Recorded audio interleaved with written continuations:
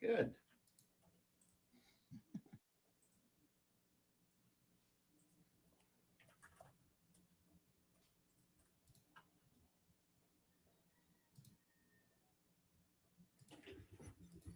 What's happening this morning? You're live already? All righty. Good All morning, good. CMR land. All good on this end. All good. Welcome back, Aaron. Thanks. See you there. Finally broke free. I know. I got to go get my other booster. Has anybody done the Moderna booster yet? I need to get that one done. Oh, I was going to go last week, but now I can put it off for a little bit. Yeah. Kind of crazy. Stand by.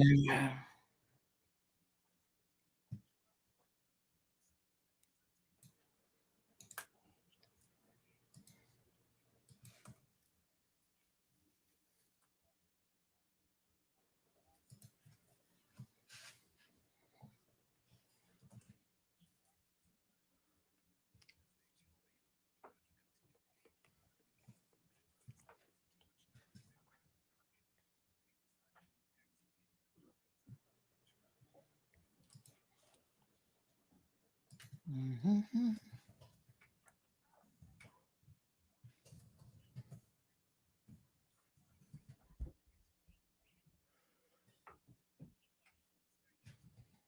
Big news. I have some important news for you. Interesting news. It's Blake and Aaron's Spilling the Tea with Sandy. K-Man's top news headlines of the day from CMR. Good morning, Sandy. How are you? Good morning, Blake and Aaron. Welcome back in the studio, Aaron. Thank you. Love it. So glad to be free. What do you have for us this morning on this Thursday morning? Absolutely. So more robberies. Yeah, not really any great news on that front, except to say that they continue. Mm-hmm. So yesterday we reported that McRuss was the latest target at 4 o'clock in the morning. Which McRuss? The one on Eastern Avenue, because remember that one's 24 Oh, really? hours. Yeah, because I got the other one. That a few months ago. Yeah. At 4 this morning. That would have been just right around the corner from us. Yeah, 4 yesterday morning. So that was 2, because remember Subway was also hit that same night. Yeah, Subway? In Savannah. In Savannah, yeah. Wow. So that was I saw your post about the Subway in Savannah, and I was reading some of the comments where people are saying, well, this is what happened on low wages. And I'm like, that's ridiculous. It's so ridiculous. We actually addressed that yesterday in the show. Did you? Yeah. In fact, one of our really astute listeners said that in the United States of America, the 2 states that have the highest minimum wage have the highest crimes as well. So the 2 don't correlate in the way that people think. No, just because you don't make enough money doesn't mean you're going to go and rob other people. You're just saying, oh, these poor people are criminals. Like it doesn't make sense. And instead of blaming what really needs to be evidence, blamed, the evidence just isn't there. Yeah, we need. Yeah, no, we need people. We need more. I think, and the police have amped it up, but we definitely need a lot more police presence lately. Mm-hmm. It seems. Yeah. Oh, we need to catch these guys. Well, yeah, that too. Lettuce prices, as everyone has made the observation, have soared in the last couple months, and there's a very logical reason why. So we finally put together something on CMR, explained to people what has gone wrong. Apparently, the lettuce industry has been hit by not just the regular inflation for all foods, but also there's been a virus that has devastated large portions of the crop. Now, interestingly enough, California and Arizona is where 90% of the U.S. market's lettuce crop comes from. So you only get 2 states. It doesn't take much to really put, undue pressure on that particular industry. And so that's exactly what's happened. I mean, people are complaining that lettuce is like $10, $11, $12 a head. Yeah, these are all the effects of climate change, and things change as climate changes, and we're going to see. There are other options, though. People seem to not think there's other things that they can eat other than lettuce that are like nutritionally has more value, actually. So try some kale, try some spinach. Those things have not been impacted by that particular situation. So check it out. Maybe that's why they were robbing Subway for the lettuce. Yeah, did they take money or they take lettuce? That was not in the request list. They took money. I see. Yeah, you could grow some your own lettuce too. Let us pray about it. Yeah. Blake, I don't know what I'm going to do with you. All right. So in a bit of sad news, DJ Steven Twitch. Yeah, we talked about that. Yeah. Oh my gosh. Unbelievable. I saw something on TMZ this morning where his wife apparently was very frantic because she said he left the house. There wasn't anything that happened necessarily that she was aware of. And he was very calm and, but she was concerned because she could not get in contact with him and he wasn't responding to any of his messages. So really, really sad situation. Condolences to his family. Folks, there's help available out there if you need it. Yeah. Very sad. Now, there was a fatal crash in Jamaica a couple days ago where 4 individuals were killed in a 2-vehicular crash along the main road that takes people from the airport in Kingston. And now they've charged a Russian man, Alexei Zastev, that could be how it's pronounced, was charged and offered bail pending his first court appearance on January the 18th. So they say that he's being charged with 4 counts of causing death by dangerous driving after the Toyota Probox motor car, which was operating as a taxi, and the Toyota Land Cruiser Prado SUV collided at 6:30 a.m. through the thoroughfare, which leads to the Norman Manley International Airport. So 2 men and 2 women died as a result of their injuries that were sustained. And they actually have connections to people in the Cayman Islands. Someone reached out in our news group and they're her cousins. Oh, that's sad. Yeah. I mean, we're all so closely connected these days, What happened at Tropical Gardens yesterday? Was there somebody went into the guardrail there? Did you catch wind of that one? No. The little car that went right into Tropical Gardens area. Yeah. I'm surprised it wasn't on CMR. I think that's we catch most of them, but I think if you go on the radar. Those are your news headlines today. All right, catch Sandy right now on Bobo 89.1 FM. We'll see you tomorrow for Friday headlines. Awesome. Have a good one, guys. All righty. All right, folks. Good morning. How are you guys doing? Buenos dias. Let's get our show kicked off with our little intro. Peppermint, sorrel, ginger, beaver grass, or English. Get it ready. Your morning tea just got hotter. Ooh, honey child.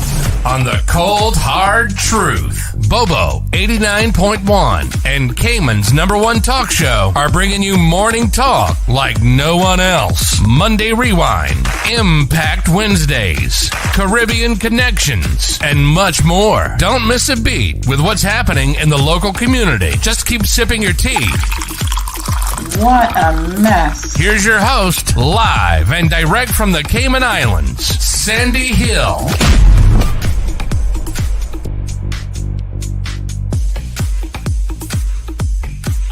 All right, good morning, folks. Welcome back to the program. Happy Thursday. I had someone tell me earlier today feels like a Friday. I'm like, well, we can count it as Friday part 1, folks. So good to see everyone, and everybody's messaging me. Please send the links early today, Sandy. We need to get on the show. Thank you guys so much for just being so amazing. Tuned in every single morning. Everywhere I go, people are like, oh my gosh, you were cracking me up this morning, and I was laughing about this, and I was laughing about that. And I'm like, you know what? Laughter is good for the soul. I'm so glad that you guys are on board with the laughter, especially. I like to laugh, and I like to have a good time. And I do have an interesting sense of humor. Let me put it that way, honey chill. So listen, we got ourselves a new studio phone, courtesy of our friends over at Flow. Thank you, Dane, for the link up. He has solved what was a bit of a pain in my side. I'm an iPhone person. I don't think I need to tell you all this. I am iPhone for many, many years. Over the years, I've tried to be an Android person, and it just has not worked out for me. I've tried, and it's just different. The keyboard's different. The feel of the phone is different. And I know as creatures of habit, we've talked about this before, when you get used to something, it's just hard to switch to something else. So I'm used to my iPhone. I can one thumb type, and you know what I'm saying? So Android devices, there are all sorts of brands and stuff out there.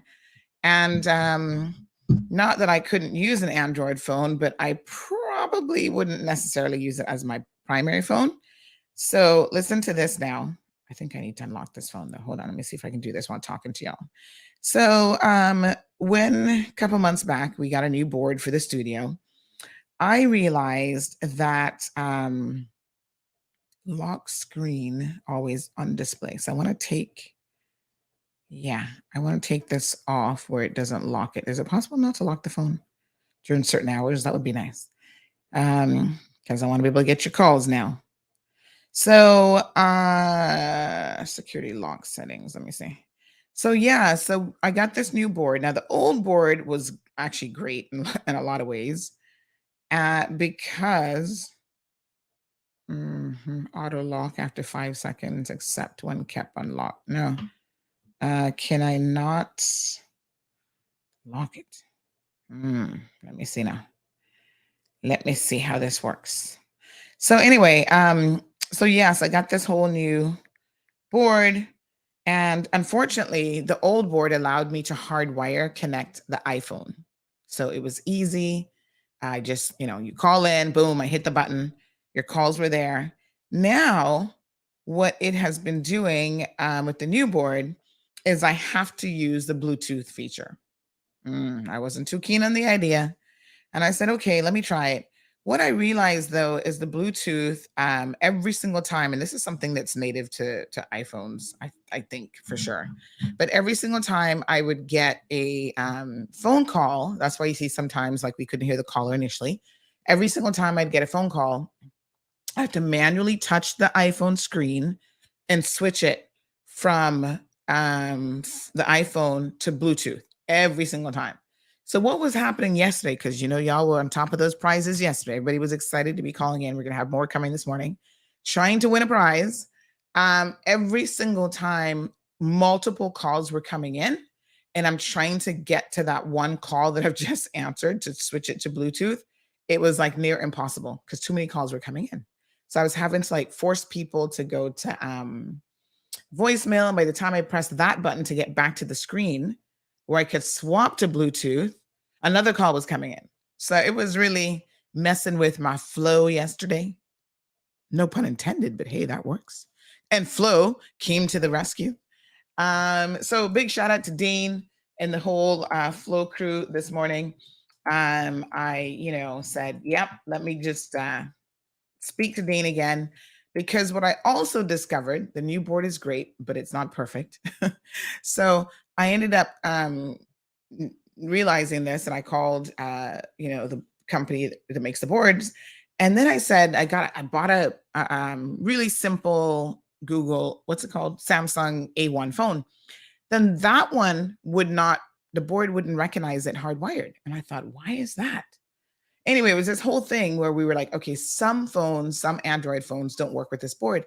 The manufacturer of the board didn't even know that. So when I told them that, they were like, oh, wow, you've told us something new that we've got to put in our arsenal of knowledge. And it seems like if it's a higher end phone, I don't know if it has something to do with it shouldn't really be the firmware necessarily, but maybe there's a hardware component in those phones that make them work. That's what it is. So anyway, long story short, really and truly, is that only certain, Android phones would work, certain Samsung phones. And it's the higher end phones, which, they cost more money. So I want to thank Flo for basically donating our studio phone. Yeah, big shout. Where's my applause button? Give Flo a little applause this morning. Oh yeah, honey child. Woo-hoo! Big shout out. Yes. Big shout out. So that's perfect. I've only just set it up for calls. I haven't installed WhatsApp or anything like that as yet. So yeah. All right. So a couple of things going on today. Yes, honey chill. So some of you have been complaining that for some reason you're not getting the usual pop-ups on Facebook. Facebook is quirky and it's weird. And I've seen this happen over the years, my apologies, where for whatever reason, your notifications kind of fall away after a while. So what I have found is a lot of times what works is if you go back and unfollow and refollow, like you just tap, and then all of a sudden you start getting notifications again. There seems to be some kind of logic in a way to what Facebook does. And one of the weird things that they do, oh gosh, somebody sent us something about bad drivers. So one of the weird things that they do is when you like or follow a page, only so many of those will show up as like auto notifications. You can specify what you would like it to do. Yeah. So let me see if I can just show you guys this morning, because there's a bit of logic to this. And the reason why they do it, quite frankly, is when you might have 500 pages that you follow. I mean, I don't know, you might have a lot. And so it would be a lot really for you to be getting notifications for every single post, every single moment they go live and that sort of thing. So you can actually specify and tell, let me see here now. I'll show you how this works. You can actually tell Facebook which ones you want to have that type of priority, and you always want to get notifications from, versus which ones, they'll just set at the default. So here's the page. So if you follow a particular page, right? If you go right up here where it says follow and you click on that, you kind of have to do it from PC. I don't think there's a way to do this from like the mobile devices, but now you can see here what your options are. So follow settings. So you choose how you'll see posts from this page in your news feed. So that's what we want to do. If you choose it as a favorites, that means that you'll see posts higher in your feed, higher meaning taking priority over other pages that you follow. The next one is the default setting, where you see posts in their usual order from this page, or you can choose to never see posts from this page, although you follow the page. Completely up to you. And then after that, you see this little section where it says notifications. Choose what type of post you want to be notified about. Now, this is where you need to go. So if you want to, for example, be notified when we go live, you just click on that. And then it says suggested live notifications on this page. You can do all notifications when we go live, suggested ones, and that means that basically you're leaving it up to Facebook to decide which ones you get, or you can turn it off where you get no live notifications from the page. So what I would suggest, those of you who are saying to me, hey, Sandy, what gives? I need to be able to get all the notifications because I don't see them anymore. Simply go, again, let me show you how you do it.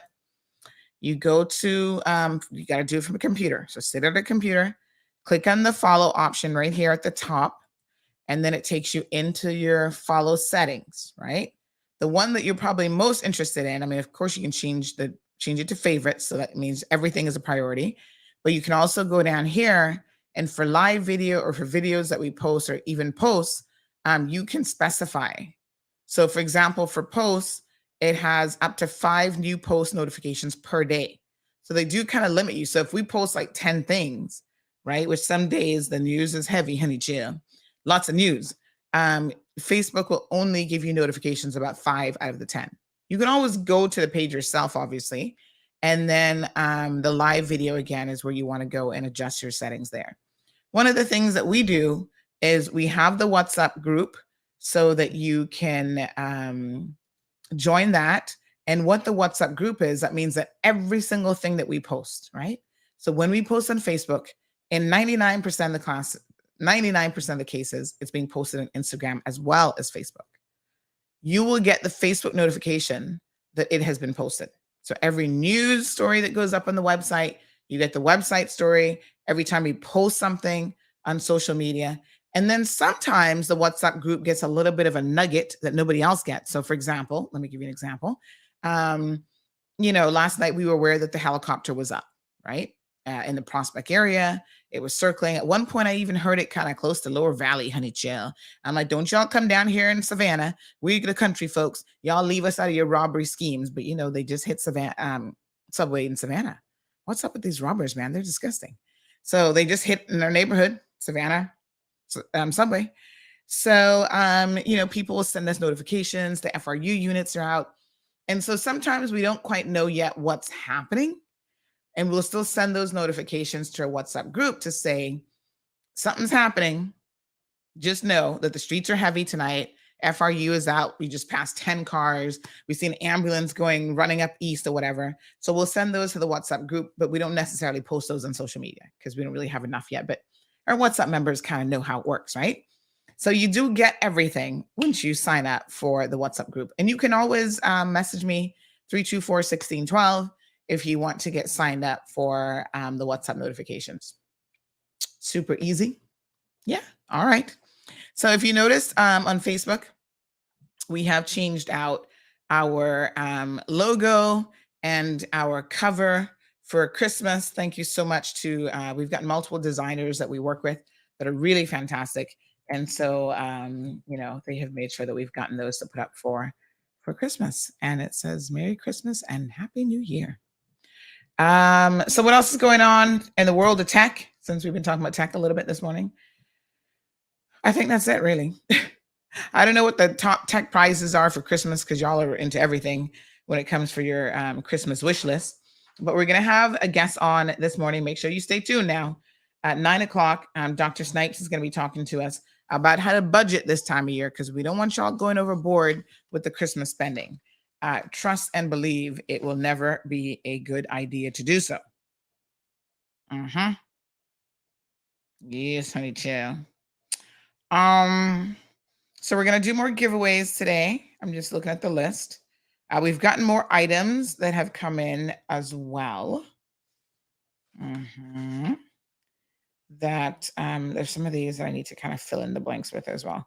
So yes, we've actually added more items to the list. So now we're up to about 79 items. Woohoo! And we will continue to give those away. Okay. All right. Let me just see here. Yeah. Yep. Okay, so let me give you the latest news. So poor McRuss got hit again by these robbers. They are just absolutely ridiculous. I mean, seriously, can we just get them off the streets already? Here's the thing. On the one hand, we are addressing the issue of crime just like everybody else in the world, very reactive. Once a criminal commits an offense, we're like, okay, we need to get them off the streets. We need to incarcerate them. And yes, there is something to be said for putting them away as a deterrence for long enough. But, the front end is something that I always want to remind you guys of, that we cannot truly ever address crime without looking at the root causes of crime.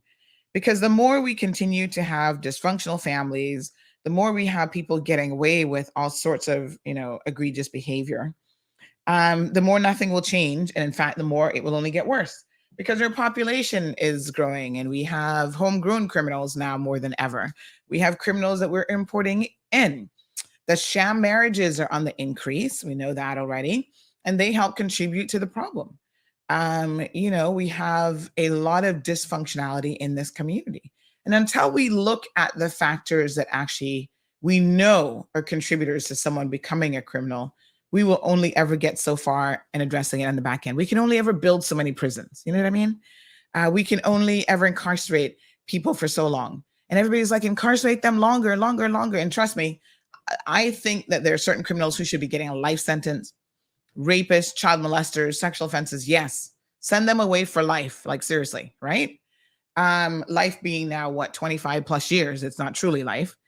But yes, there's quite a bit of, I think that the community needs to understand about that is number one, we're paying a pretty penny to just lock them up. And really what you're saying is, there's no hope for that person. Write them off. Right. I do think that there has to be more on the reform side where we can, and there has to be more on the deportation side where we can as well. So a lot of people are imported into this country, and I do not believe that anyone who commits an offense in this country should have the privilege of remaining here any longer. And I don't give two cahoots if you got children here, because that's the first thing some people like to do as foreign nationals, is come and get what we call their anchor baby. So they get some fufu Caymanian pregnant. Mm-hmm. And then, oh yeah, I have a Caymanian child and a Caymanian baby mama drama situation. I'm like, I don't think we should care. Once you have committed an offense, especially one that lands you in grand court and in jail, it's no longer our business that you have what do you call them? An anchor baby. That's on you. You should have thought about that before you committed the offense. Because now you want to use that as an excuse of why you can stay in this country, having, demonstrated to us that you are straight up criminal. Listen, be gone. Y'all don't want me in charge of immigration. I'd stamp your deportation papers so quickly after you come out of jail. And if your baby mama and all your children want to visit you, then they can get on a plane and then go visit you. And in fact, they can go live with you too if they want. That's on them. Mm-hmm. So I think that's one thing we need to look at very, very carefully, stripping people of the privilege, because it's a privilege to be able to live in this country. And you have to be following our rules. Just like we were talking about on Monday. I'm going to talk some more about those Cubans this morning, by the way. Oh, God, they're just unrelenting with the begging now. It's just getting ridiculous. But, we have to ensure that we do our part with our children to really involve them in positive activities. And so this morning, I also am going to talk about some of these children that have already demonstrated, they're at John Gray High School, that they're on the wrong path. And we need some aggressive, when you see children in high school already going on the wrong path, we need some immediate and aggressive remediation to try to turn those kids around.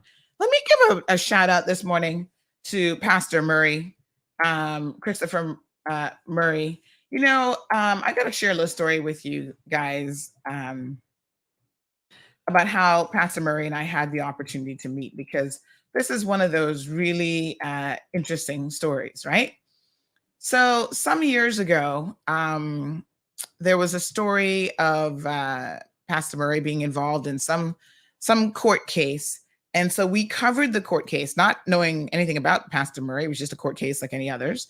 And so, of course, we cover it as factually as we can.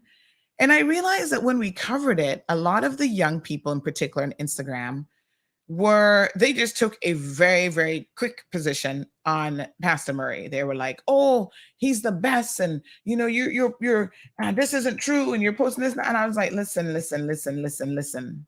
What does that video say? Linda. Calm down. Y'all are young people that don't seem to understand how this works. I'm glad y'all are actually reading for change, but just calm down, because nobody said anything about the man's innocence or guilt. We're just saying he's in court. The trial has begun. This is where it's at, blah, blah, blah. But they took it like so personal.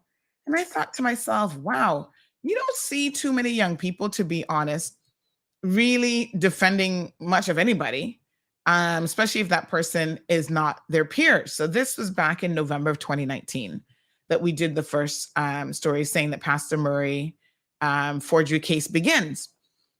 Now, they could have done a little bit better job reading as young people, to be honest, because we only say the case had begun and they were up in arms. Oh, my God. And I was like, y'all need to calm the hell down now.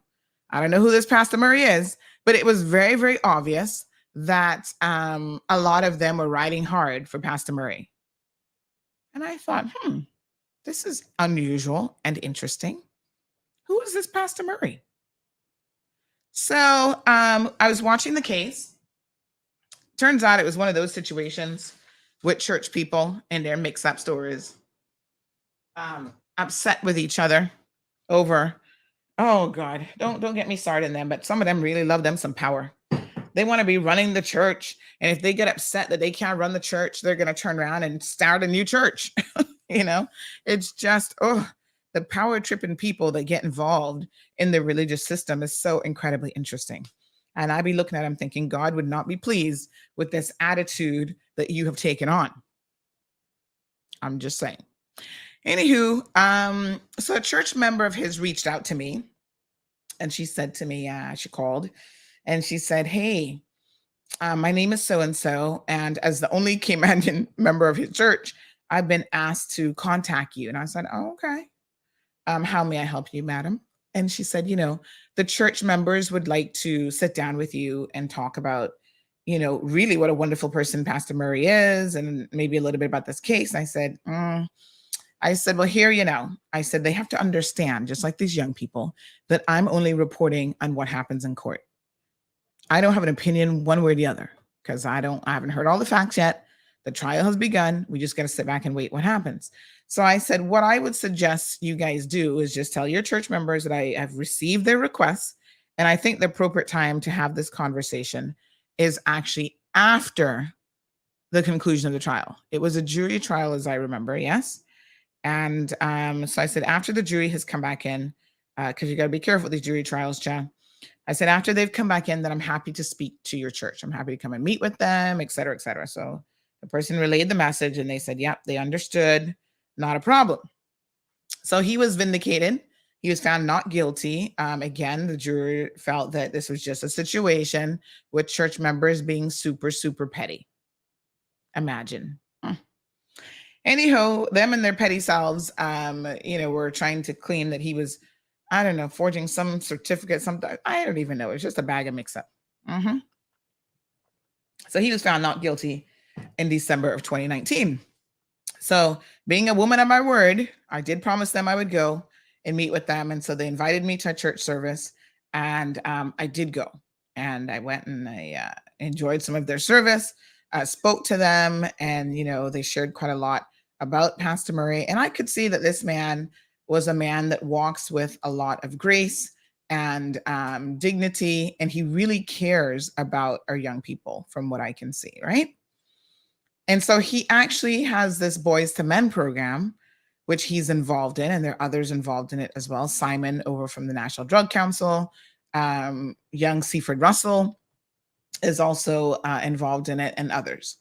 And so this program, we'll have to have Pastor Murray come on one day, because he's also a teacher at John Gray, right? So this program is really all about trying to take young boys and turn them into young men. And they do a lot of things in the program. They have them do community work. It's just a way for them to do a lot of positive things throughout their school year. So every year they take on a new cohort of Boys to Men, participants, if you will. And it continues to grow, because I think now it might even involve Clifton Hunter students. And this year, I'll have to ask Pastor Murray how many boys he has, but every single year they are reaching new numbers in terms of the number of participants. And it's a good program. And, it's something that the young men want to be involved in. They're proud to be involved in. And they even do like their finale event each year is a dinner with mom, where they just, tell their mothers how much they appreciate them. Now, if you've been following our platform, you know that we tend to live stream it. And it's such a wonderful, they have a guest speaker. This past year, they had Mr. Lawson, what's his first name again? Anthony Lawson, who himself was, a young man once that was in the boys' home and was headed on a troubled path. And now he's a successful realtor and has a family and has really turned his life around. So I understand that they have 112 young men now in this program, and that is combining both schools. So it's a really, really wonderful program. Most of these young men, unfortunately, are growing up in single parent homes. And I want to talk about this a little bit, because it's important for them to have role models like a Pastor Murray in their life. It's important for them to have other male role models. And there are other fantastic programs that you should get your children involved in, especially if you, as a single mom, don't necessarily have that uncle that's really involved, that grandfather that's really involved. Our families have been broken apart in so many ways. The dynamics of families have changed over the years, and more being a single mother is a thing. Yeah, it's unfortunate, because if both parents are on the same page and it's a loving environment, you need two parents. And I know some of y'all gonna be like, oh, Sandy, that's so old fashioned. I was a single mom and I raised my children perfectly fine. I'm not saying that you didn't. What I'm saying is there's a lot of benefits to children having both parents in their lives, right? Little girls need their fathers. Believe me, Mhm. They're less likely to be promiscuous as teenagers and beyond when they have that father figure, that role model in their lives. They're not out there looking for love, a fatherly figure from anybody else. Yeah.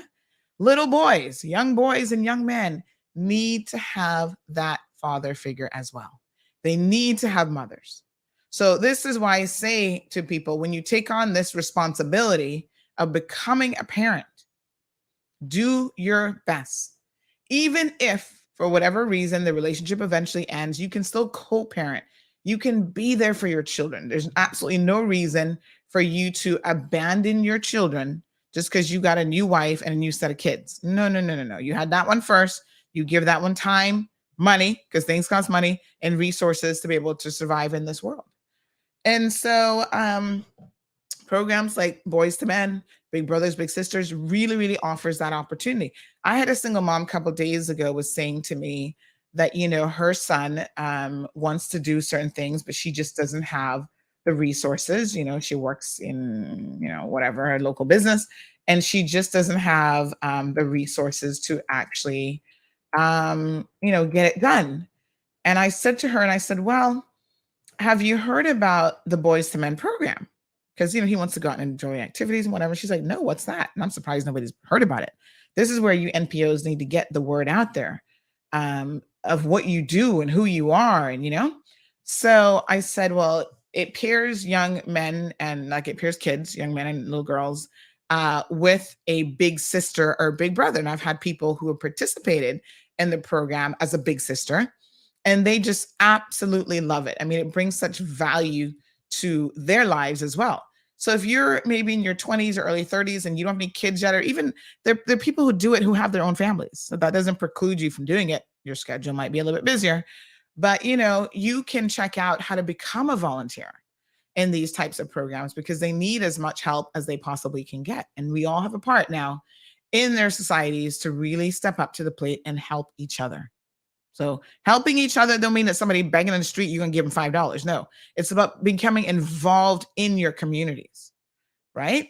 Involved in these NPOs, involved in programs that are targeted towards helping young people really become much more focused and stable, add that stability in their lives. So she'd never heard of this program. And I thought, wow, that's amazing.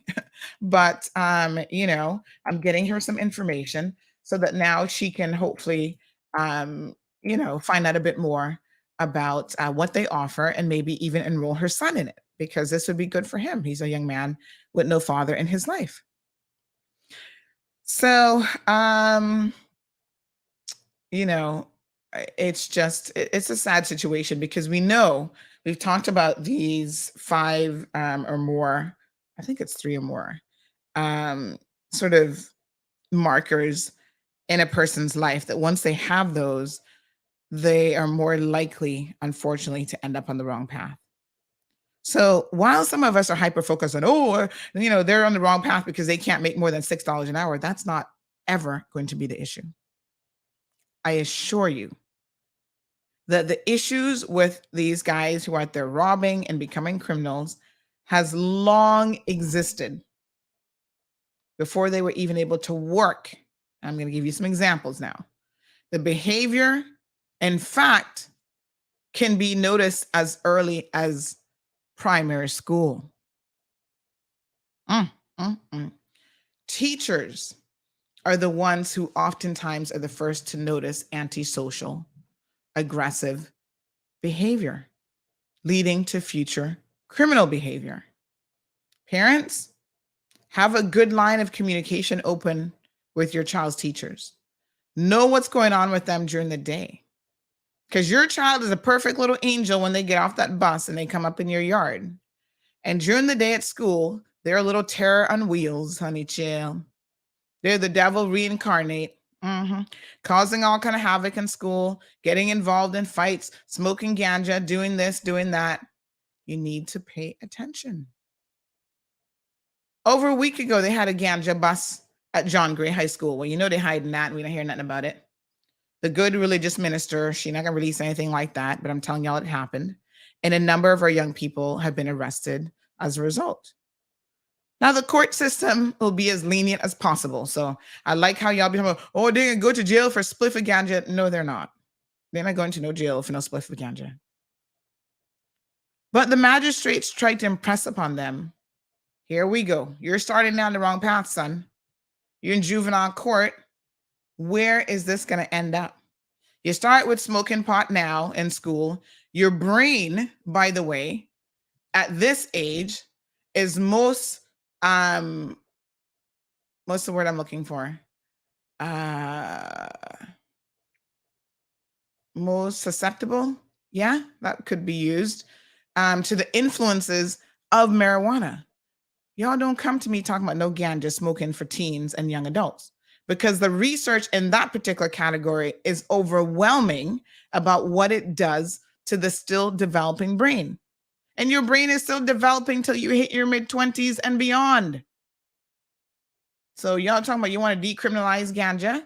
Watch what it's going to do in terms of the deterioration, especially for younger folks and their poor little brain cells, the few that they got, because some of them ain't got many to start with. And it's like, here we go. Let's kill off the rest by sitting down all day smoking ganja. Let me be very clear. I'm not business with who don't like my position or not. You don't have to like it, and you don't have to agree. What is the purpose of most people sitting down smoking ganja all day? Well, how is it going to help you? Oh, I'm stressed out, Sandy. I need to calm my nerves.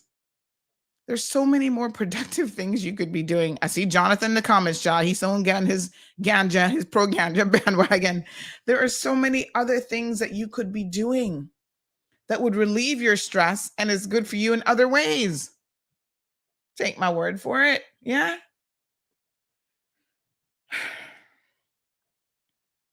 We need to really focus our efforts as a community on where it is that we're going. Jonathan says, yes, I'm coming. Yeah. Our young people need to understand the value of getting themselves a good trade, a good profession, a good traditional college, university education if they want to go down certain career paths, right? Doesn't really matter to me. It's about being positive and focusing on accomplishing certain things in your life. Show me one college graduate that is out there making $6 an hour and that you're worried about that being their future. I'll wait. Good morning, caller. Welcome to the program. I got to figure out how to turn on the volume on this phone, on this Fandango phone now. Hello. Good morning. Yes, I'm hearing you. I both hear you, and I like your position. I appreciate your position. And any parent, he male or she male, any grandparent, he male or she male, need to be calling you this morning and giving you props, because you're talking. And the government, you're not going to leave them out. Good things and bad things. And the government need to hear more from people that got a better grasp on knowledge and delivery than just me yapping about the place. But yeah, examine all the points that Mrs. Hill are putting out this morning, because every one of them has traction.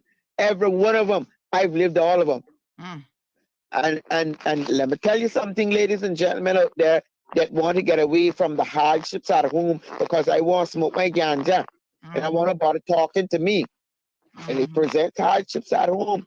But, we have buried a lot of young people in the last 2 decades of this country, and they can all harken back to that little split. We see them on the roadside. Let me tell you something. You see these brilliant young people on the roadside begging terrorizing the place. They have brilliant minds. Just like I think Charlene. Sorry,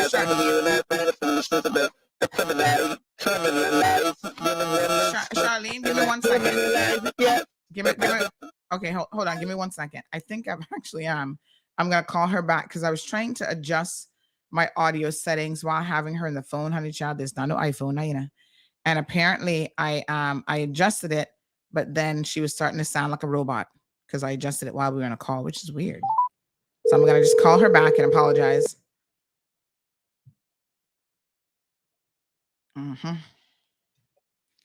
Hi, Charlene. Yes, ma'am. You were starting to sound like a robot because I was trying to adjust the volume at the same time that you were on the phone, and you were sounding very robotic, and we couldn't hear you. So continue, ma'am. No, I'm saying criminalize it, yes, because they don't need it. And if it's on the criminal side of the register, why aren't we criminalizing it? Yes, criminalize it. They're killing themselves physically and psychologically. The science said so one time, and all of a sudden I'm hearing the scientists jump on the bandwagon of, oh, it's just a little spliff. Well, actually, the science hasn't said that at all. And this is where I don't really understand. The narrative that we have in the community isn't always based on scientific information. No, it's based on, am I going to survive another day in my house when this person is fiending? That's what it's based on. Yeah. I mean, been there, done that, still doing it. Yeah, like I said, the science around ganja smoking, in particular when it comes to young people, is indisputable, and it's consistent that it's not something that you should encourage in any way, shape, or form. Now, when someone is in their 30s and 40s, and if they want to start smoking ganja all of a sudden, it has a very different impact on their brain. You know, but up until that point, the actual science is very, very strong. And every single time I post something about the science not agreeing with what people are trying to say about marijuana, y'all get up in arms about it. Like, oh, Sandra, you just don't like pot smoking. And I'm like, well, does it have anything to do with what I like or what the science actually says? Suppose you don't like white bread? Say that again? I said, suppose you don't like white bread? Yeah, you're gone robotic on me again. I don't know. But that's my 2 bits in the morning. Yes, I'm running. thanks. All right, thanks, honey. Okay, bye-bye. Yeah, she comes in a little bit clearer when she's closer to the phone, I've noticed, because it cleared up towards the end. So, yeah, make sure you're speaking into the phone. So here we go. I got to figure out how to make this phone actually ring so I can hear it. Good morning, caller. Welcome to the program. Good morning, Sandra. Oh Lord, what is up with this? The call quality on this Android phone is leaving me a bit perturbed this morning. Hold on here now. That's why you need to keep with iPhone. I know, right? Trust me. That's why I love me an iPhone, honey child. But the good news is, can you hear me now? I can hear you. You just sound very robotic. We might have to play around with the settings. Hold on here now. So volume. Volume. All right, well, go ahead. Let me see how much I can hear of what you've got to say this morning. Okay. That's sounding kind of bad still. Anybody else hearing? Hold on, let me adjust. So we've got ringtone, media. Let me put that down a little bit. System volume. Maybe I can decrease that. Speak 1 second for me. Let me hear. A quick brown fox jumped over the lazy dog. Yeah, I mean, that sounds pretty good. All right, let's work with it and see how it goes on. There you go. You gone cryptic again. Are you doing anything differently in terms of how you're moving the phone? Because when you laughed just now, you sound perfectly fine. No, I'm not. Okay, well, now you're sounding good again. All right, try it. All right, that's it. I'm not gonna stay on long. I'm not a pot smoker. I have no interest in it. I have no desire in it. But logically speaking, don't you think that by your logic, then we should ban alcohol as well? Well, let me be very, very clear. I don't believe in using any substance that has the propensity to make you an unproductive individual. And without a doubt, people who abuse alcohol, right? And who are alcoholics and who can't control themselves when it comes to alcohol, definitely will find in life that they're going to have issues. Likewise, young people should not be indulging and overindulging in alcohol. So absolutely, my position is very much the same as it comes to the bottle. So you would ban alcohol as well? I wouldn't. No. I wouldn't. I didn't say I would ban alcohol, because a glass of wine here and there isn't going to impact the functioning of your brain. But if you were to sit down and have a glass of wine every single day, just like some of these young people want to smoke marijuana every single day, you're going to have a problem.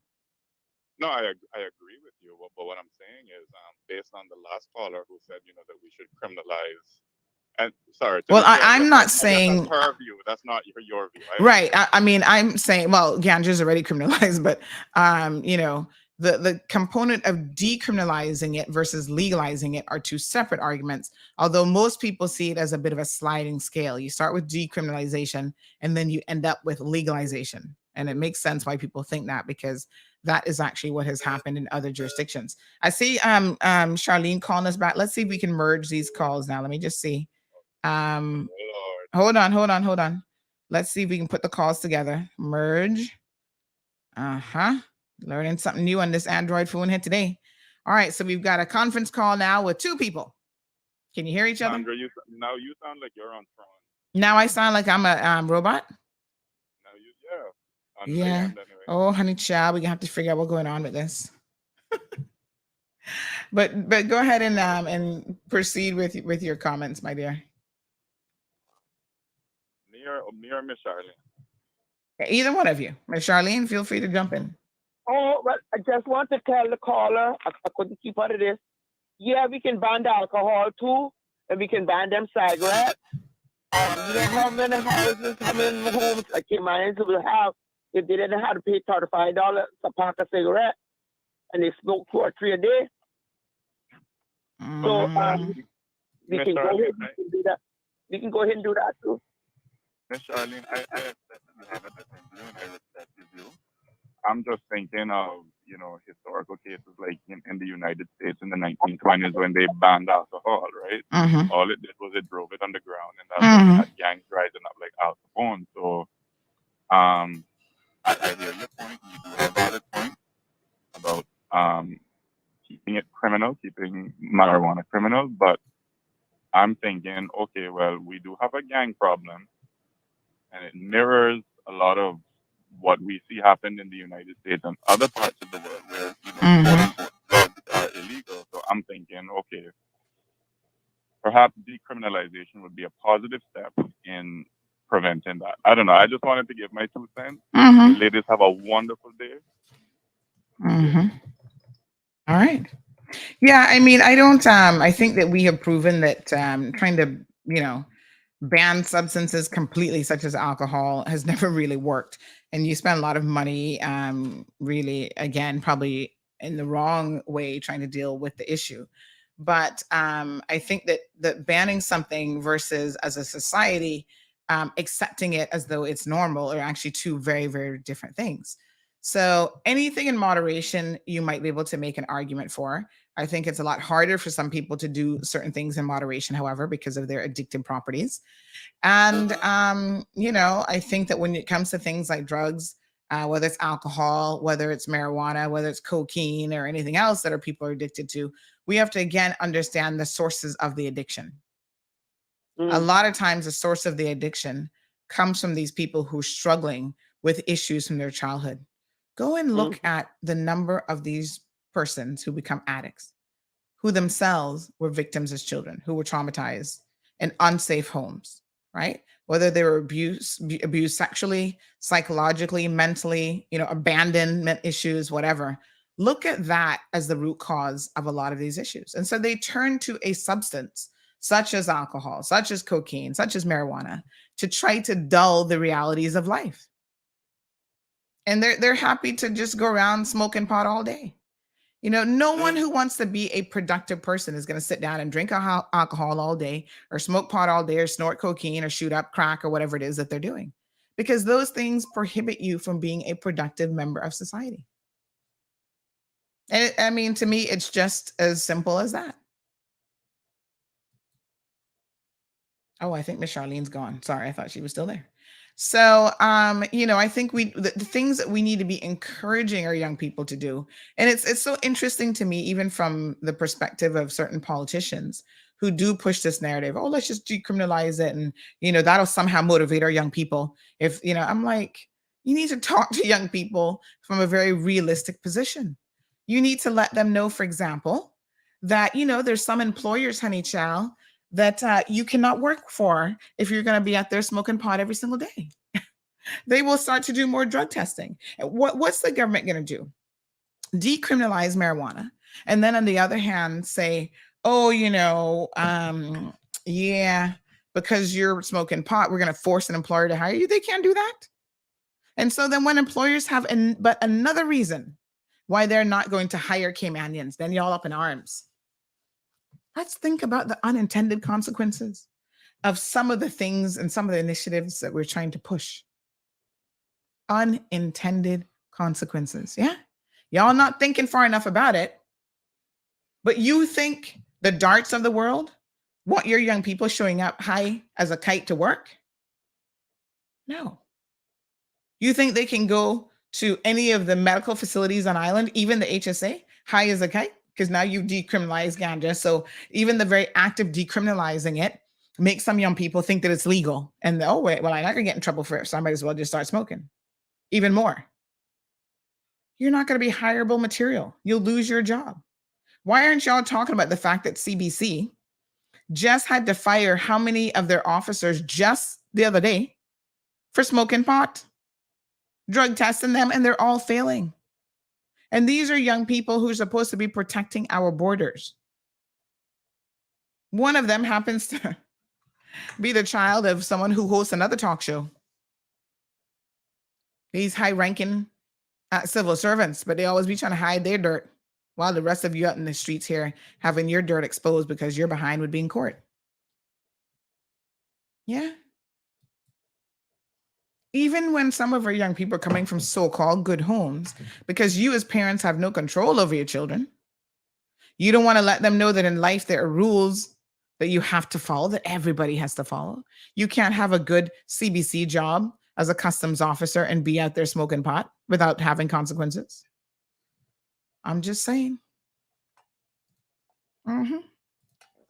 So when they get fired now from their job, or let me put it more politically correct, given the option to resign as a CBC officer because they're considered potheads, and you cannot have, that's border control. That's actually a very important job.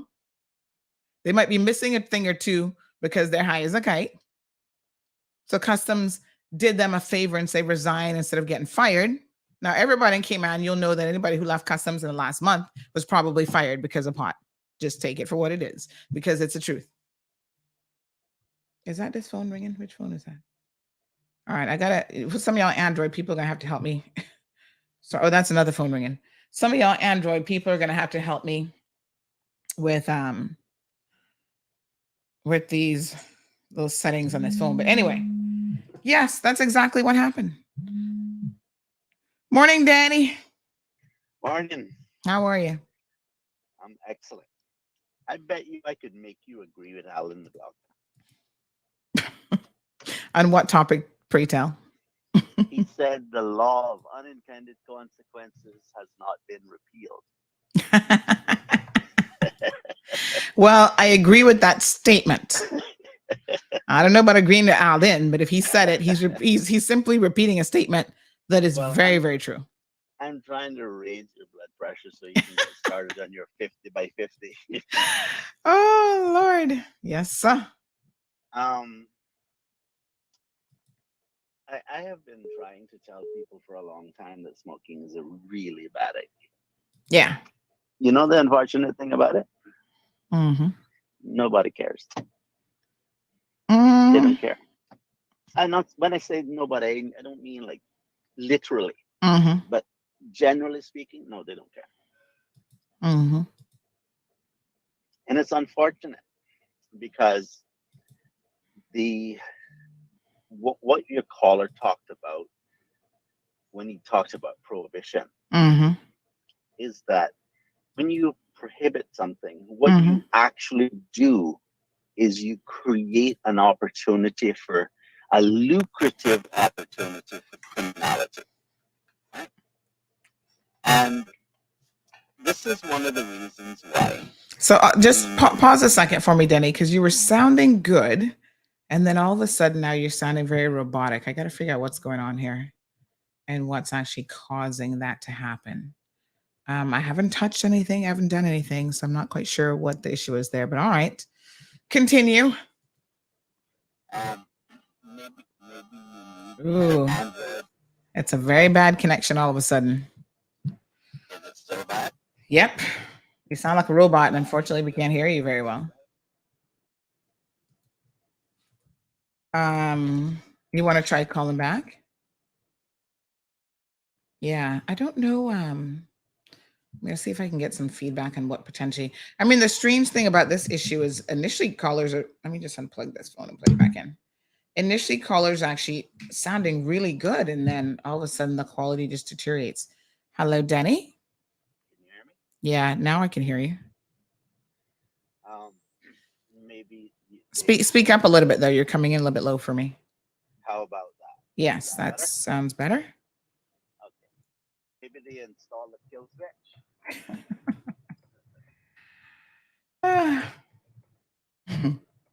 Smoking is a very, very destructive. Right? 90% of lung cancer cases are caused by smoking. And lung cancer cases are extremely deadly. Mm-hmm. Okay? The worst part about lung cancer cases is they don't give you any advance notice. By the time you realize you have lung cancer, it's just out or it is too late. So that's not a good situation. However, smoking is not the only way in which you can consume cannabis. Mm-hmm. The point that I'm trying to make is that if I think about what the caller said about prohibition, and I think about what science says about smoking and the desire of people to have it available, what if you had it available in non-smoking? What if people could just realize and think to themselves, yeah, smoking is a bad idea. I understand why that makes sense. And therefore, I would use it wisely by not smoking. What would you say to that? Mm-hmm. Okay, that part was starting to get garbled again, but I think I heard what you said. So let's discuss that a little bit. Thank you, Danny.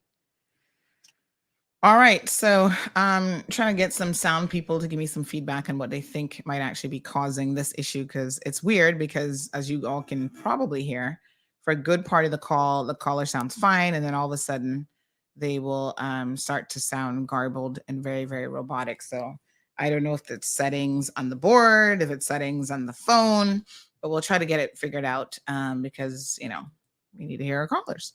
So I think the interesting thing about Denny's point, though, is that you can consume marijuana, I guess, in other forms. I mean, there's edibles. What else is there that you can do to consume it? Rubbing it on your skin. Like, I don't know what other methods there are.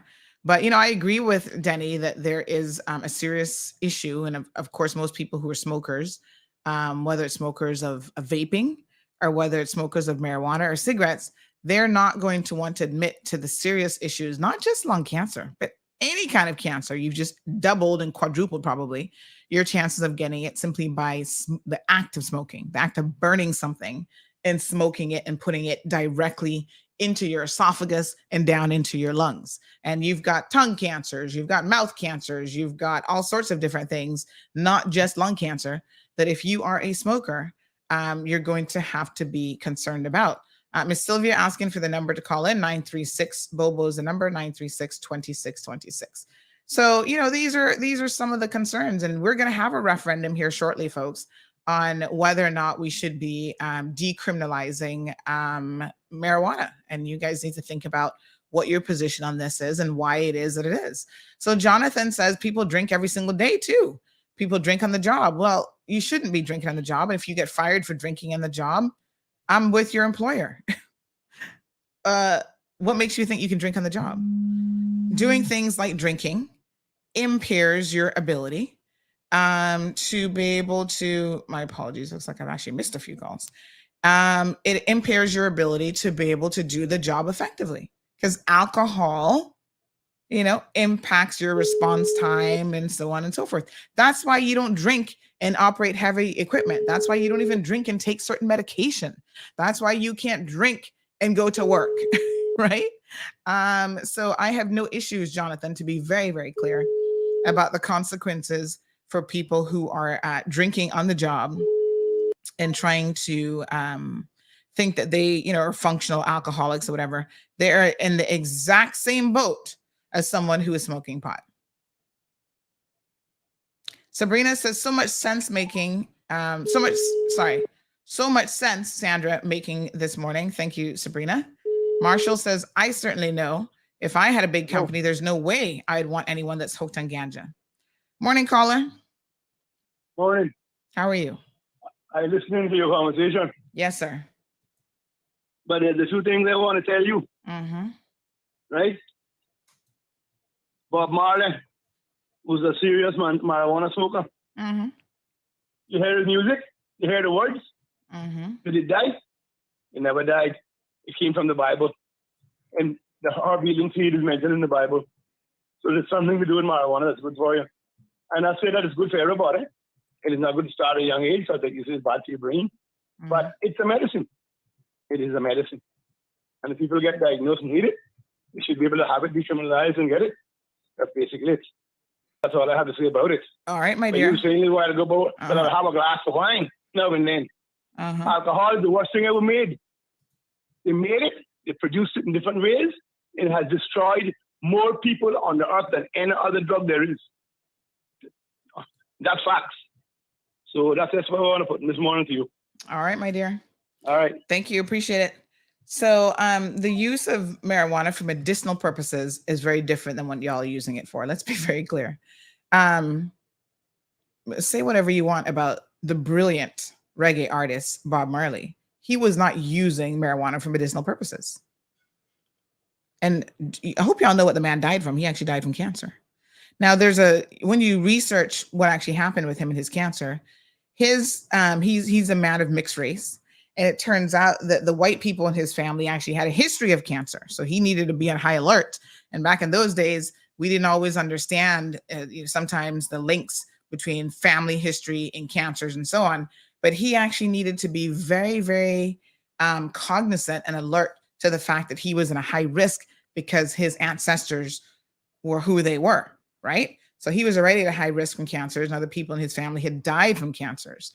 Now, in his particular case, it manifested itself in his toe as skin cancer. And if you know anything about when Black people actually get skin cancer, it tends to be more deadly in Black people than in white people. Now, that might sound a bit counterintuitive, but the reason for that is because of the deeper melanin that's in our skin. In other words, we're darker skin.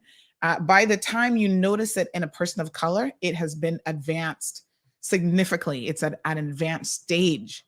And by then, it's really, really difficult to get it under control. If you're fair skin, if you're European white and Caucasian, whatever, you will notice those types of little blemishes and stuff on your skin, moles that change a lot quicker than a person of color. And that's why Black people, you should be looking at your skin. You should be seeing your dermatologist, getting these types of exams, just like your Caucasian brothers and sisters. Don't think just because you Black, you can't get skin cancer. You surely can. And then by the time it's already in a place like the bone, it's already gone down that far, it's a little bit too late. Good morning, caller.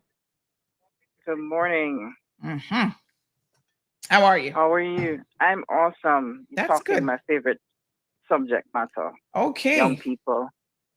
Yes. I just wanted to chime in, based on the discussion. Yeah. And it's quite interesting because I'm currently working on Support Our Youth Month, which is January. And to bring highlight to the different things that help our young people to succeed. And so we use the model, the developmental assets, wherein the more assets a young person has, the less likely they are to gravitate to drugs, violence, etc.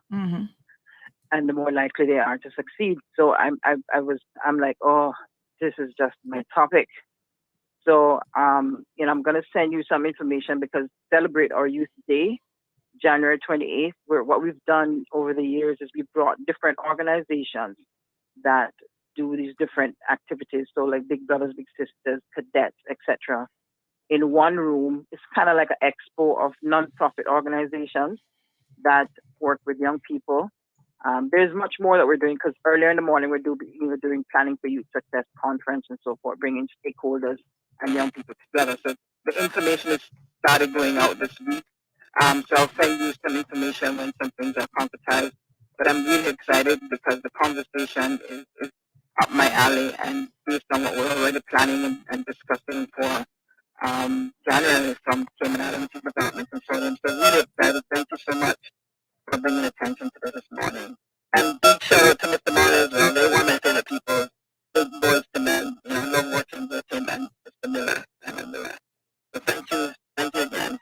All right, my dear. Thanks so much. So I'm feverishly trying to figure out what is causing this. Somebody said maybe I should restart the phone. I can certainly try that. Does anybody know how to restart an Android phone, by the way? Good morning, caller. Hello. Yes. Oh, you don't sound good from the onset. Do me a favor. Just give me a couple minutes here, folks. Let's take a brief commercial break. I'm going to call Miss Stacy because she's an Android phone user. Let me see how to restart the phone and see if actually restarting it might help. We'll call you back after the commercials. Yeah. All right. So let's try that. That might be good, salient advice. Is just to do a reboot. Anybody knows how to reboot an Android phone? Stacy, we need some help in here today, honey Jill. Let's take a little commercial break here, folks. Renewables are very important to CUC. The environment's going to benefit. The customers are going to benefit. It is the future. It's not a matter of if it's coming, it's when. We can't stop. We do need the change. Really, really excited to talk about how we're going to get a lot of renewable energy on the grid. We have been working on bringing renewable energy to Grand Cayman for many years now and produced our integrated resource plan back in 2016. Looking at how we can most effectively not only get renewable energy but reduce the CO2 impact of CUC's operations. You hear the comments or the misnomers that CUC is married to diesel, and quite frankly, there couldn't be anything that's further from the truth. We know that renewable energy is the right thing to do. There's a lot of value by using renewable energy, battery energy storage within your integrated grid. A lot of time has to be put together to do your research, understand what it is that you're wanting to put out there. CUC has the ability to lead that transition, right? And be the first for not only Cayman, but the region. It's going to be so worth it. It's what I come to work for every single day. To know what we're working on is going to set the country up for success. It's going to be a foundational element of the economy. Bringing the public along with us is one of the key things to make a success out of it. To make sure that we're doing our part to reach those United Nations Sustainable Development Goals. Our team has been equipped, trained, developed. If we get a go-ahead tomorrow, we start. And I see it in the future. It's not that far away. It could be as little as 5 or 6 years away, where we'll have times of the day where we are 100% renewable.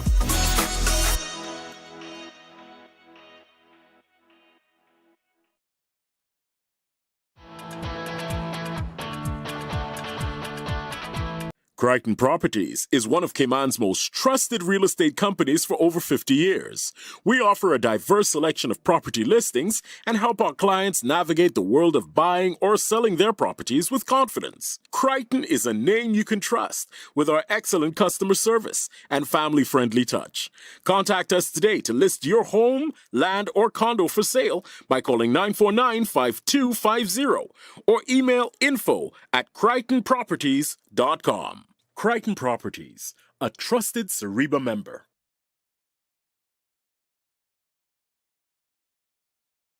All right, folks, we're hoping that a restart. Child, this phone's still restarting. Jeez, I'm peace. iPhone would have restarted a long time now, I'm just saying. Let me read some of your comments while we're waiting on that to restart. Everton says I may have to adjust the speaker volume. Yeah, we were trying that, and that's when I first noticed that it was kind of sounding robotic. So I've restarted it. Let's just hope that it will help. So this person who's listening on the radio, they said, listening to your show now, the last caller, marijuana for medicinal purposes is utilizing it as a medicine, and they say smoking it is not medicinal. And I want to be very, very clear as well, folks, that as Denny rightfully said, nobody in their right mind can tell you that smoking anything.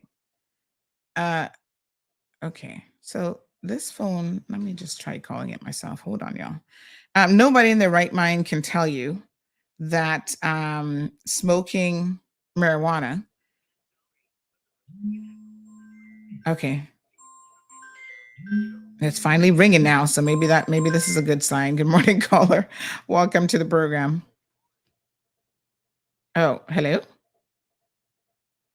For some reason now you're not coming through the board. Oh, Lord Jesus. Hold on, honey child. Let's try it again. Hello. Yes, hello. Oh, there you go. I can hear you now. That's great. That's great. Good morning, first of all. Morning. Yeah, I just want to chime in on your marijuana talk this morning. Mm-hmm. And first of all, I give you kudos because you're 100% right about smoking. Smoking is dangerous to the health for anybody. As like alcohol is dangerous to your health for anybody. But you have to give people a choice of what they want, because basically, let's take out the medicinal purposes. Alcohol was once outlawed, right? Well, and it was against the law for you to consume alcohol. But let's back up, right? So if we're going to talk about the history of these things, yes, we're going to talk about history. The thousands of years alcohol wasn't illegal. It was the Americans who tried it during the 1930s and I think 40s maybe to try to make it illegal. So saying that alcohol was illegal, that's not been historically the position. That has just been the position for a very short period of time in American history. Nowhere else in the world, as far as I know, has tried alcohol. Do you know where the first law came from, or legislation came from for the illegalization of marijuana? It came from the U.S. also, and it was a racial law. Check it out. So these laws came from the U.S. So you are correct with that also. But at the same time, alcoholism. What on earth happens to this phone? Oh, it just goes from. The phone is going again? Yeah, I mean, you were sounding so nice and clear, and then all of a sudden it's like. Flo, give me some help here. Maybe there's something I'm missing with this Android phone. Oh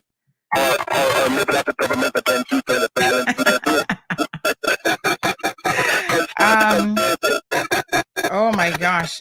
All right, leave me with your initial comments, because you sounded fine up until that point, and then all of a sudden now it's just like bloop, bloop, quality gone.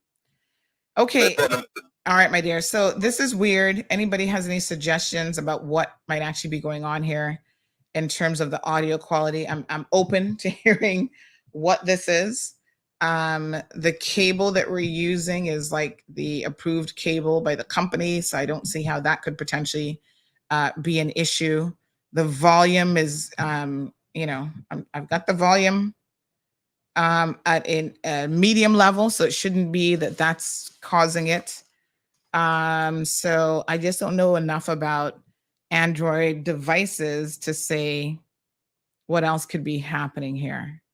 Could be a setting on the board, but it's just weird that it kind of trips in and out as opposed to it being consistently an issue.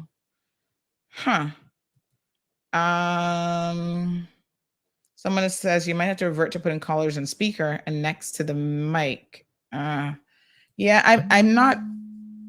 We can certainly try that. I'm not really sure. Good morning, caller. Hello. Morning. Hi. Let me try putting you in speakerphone and see if that's going to make any difference. I'm really curious as to why this might actually be happening. Hello. Yes, sir. Am I on? Yes, you are. Good morning, Rambo speaking. Feeman here. Okay. Sandra. You were last year election, Elvis Knight campaign about this with the decriminalization of herbs, marijuana. Always it's a diametrical left, just like contrary topic. Okay. And we live in modern times, contemporary era. Right? There were three candidates that was against it. This piece in the Hess law. Bishop Bernard, and this ball drinking north side, okay?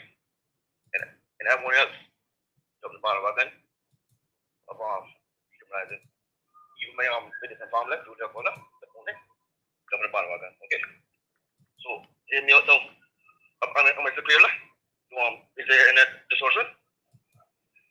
Hello? Yeah, I'm sorry. I'm not quite following you. Say that bit again. I say, is there any distortion, or am I coming clear?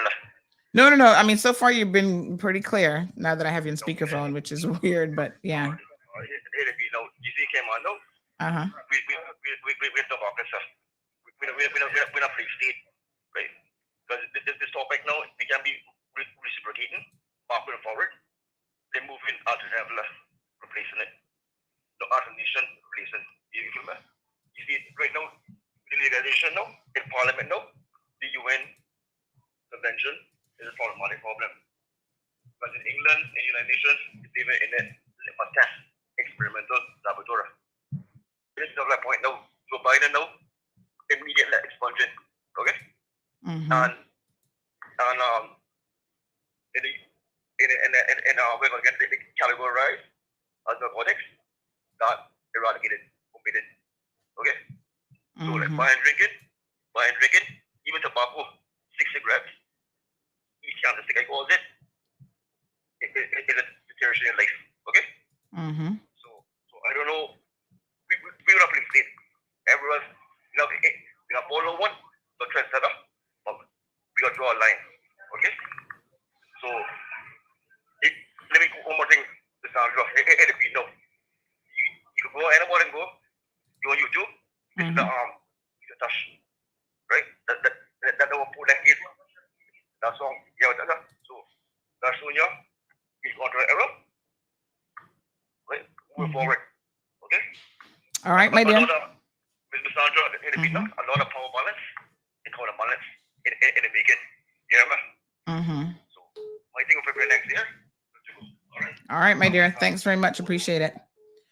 All right, folks. So we're still trying to figure out what the issue is with the phone. That caller and speakerphone was fine, so we'll continue to kind of see what else we might figure out. But caller, good morning. Welcome to the program. Hello. I can't even hear this caller at all. Oh gosh, what's going on here? Hello, caller. Yes, hello. Yes, sir. Okay, good morning again. I'm just calling back to finish our conversation we were having. Okay, these laws were made in the States first, right? They were recognized by the world basically because with the alcohol being outlawed in the States, everybody took on and said, okay, we're going to do this. And the mafia, everybody got behind it. Then after a while, everybody saw it profitable. So everybody did the legislation and they rallied and they got it legalized, right? Same with boogery. Remember boogery a couple of years ago? It was a taboo situation that you couldn't even speak about. And look at us today, because the people rallied behind what they believed in and they saw it as a freedom for them. And it should be free for them. Everybody has a choice, but it doesn't impede on anybody else's choices. So it's the same with marijuana. I don't see, okay, like the couple callers before that said about alcohol destroys lives or did the most damage.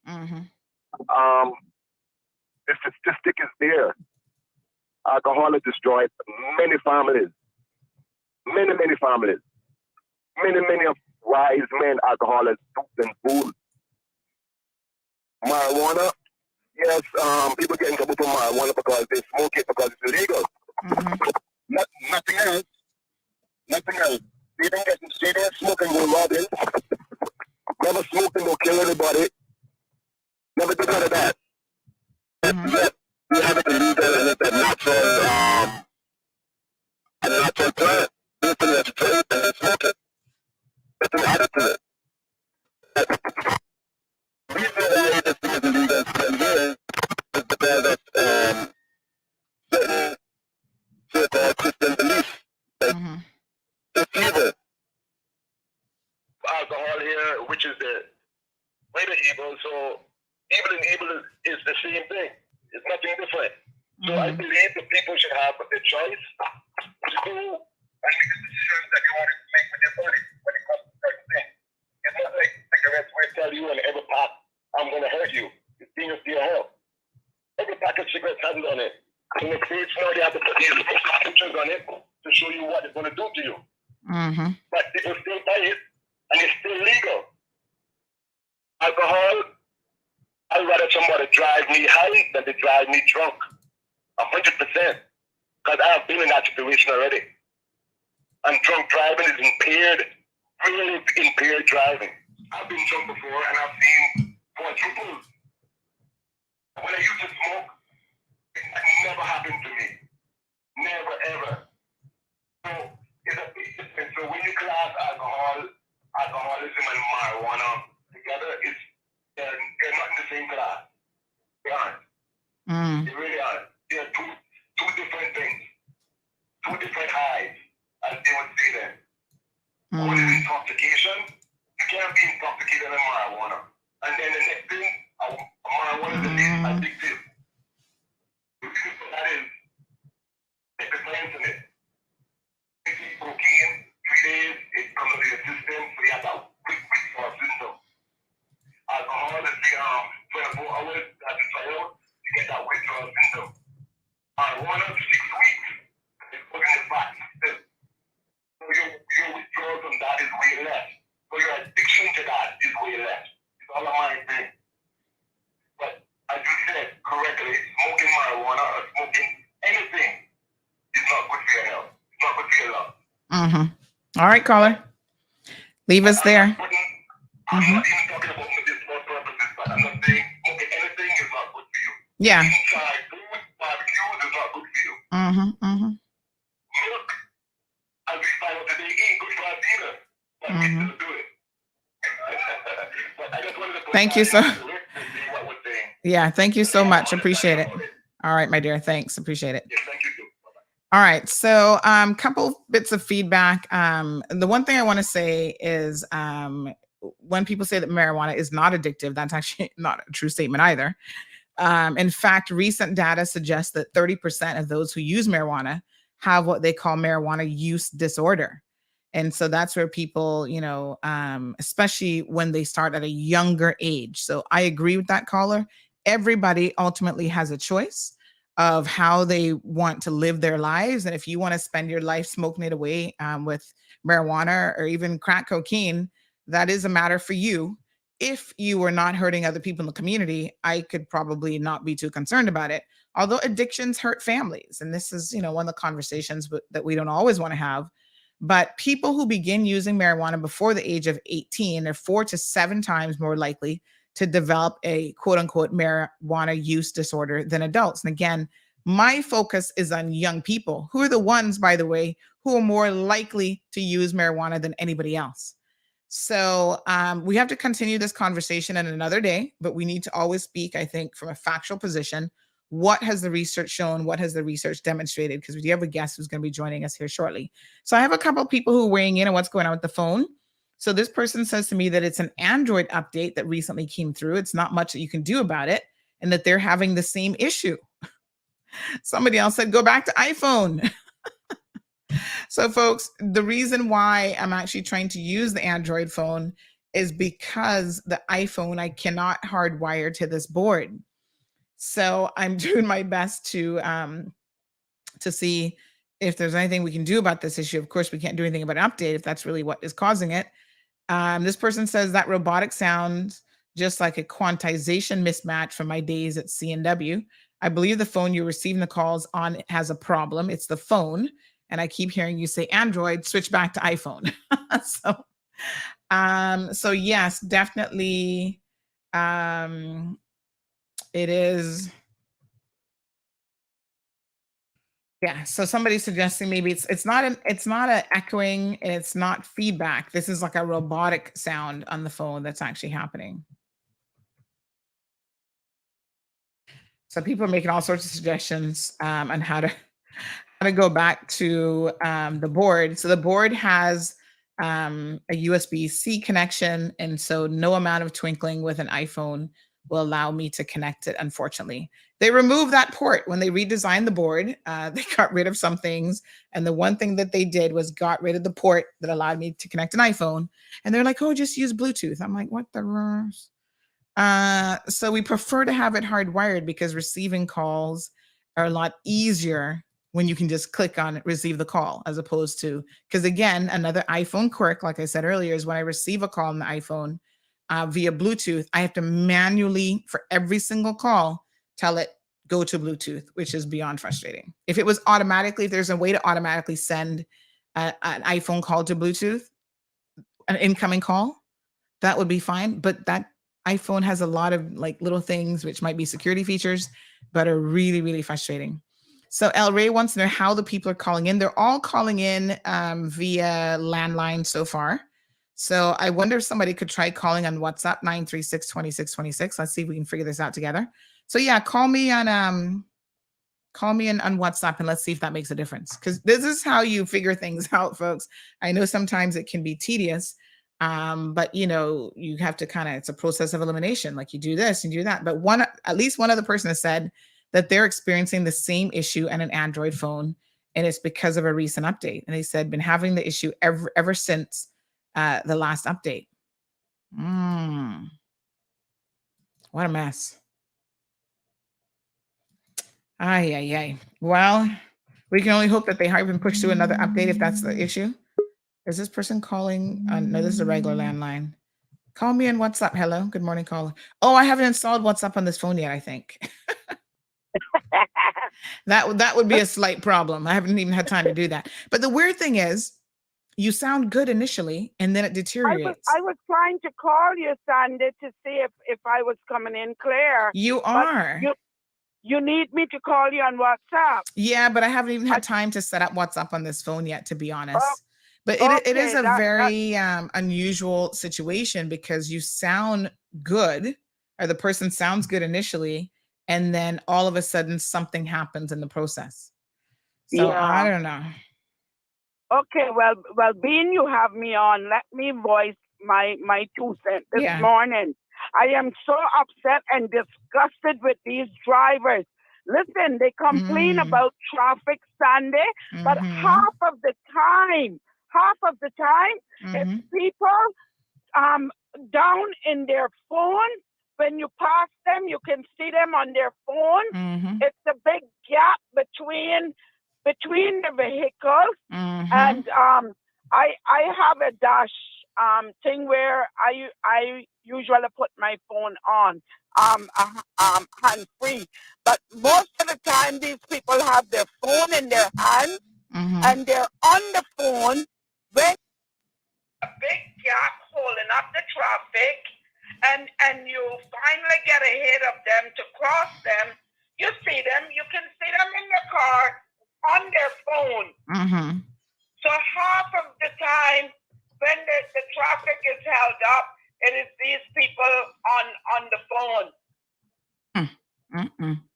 All right. And it's getting, I mean, the traffic, something will have to be done with the traffic. Yes, my dear.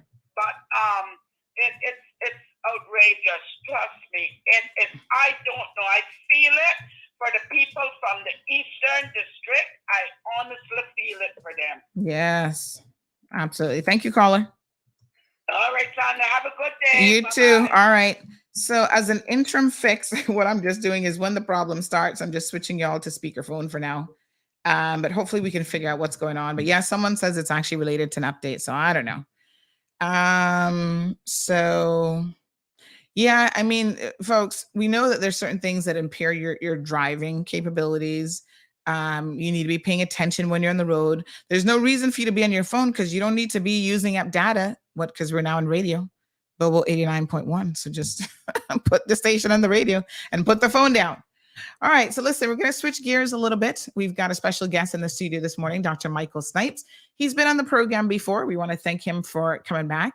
He's an associate professor of instruction of economics at USF, the Sarasota Manatee campus. He also, with a joint appointment in the Muma College of Business, he has an MA, 2004, he obtained that, and a PhD from 2008 from the University of Colorado, Boulder. and he has his BA from the University of Texas, Austin.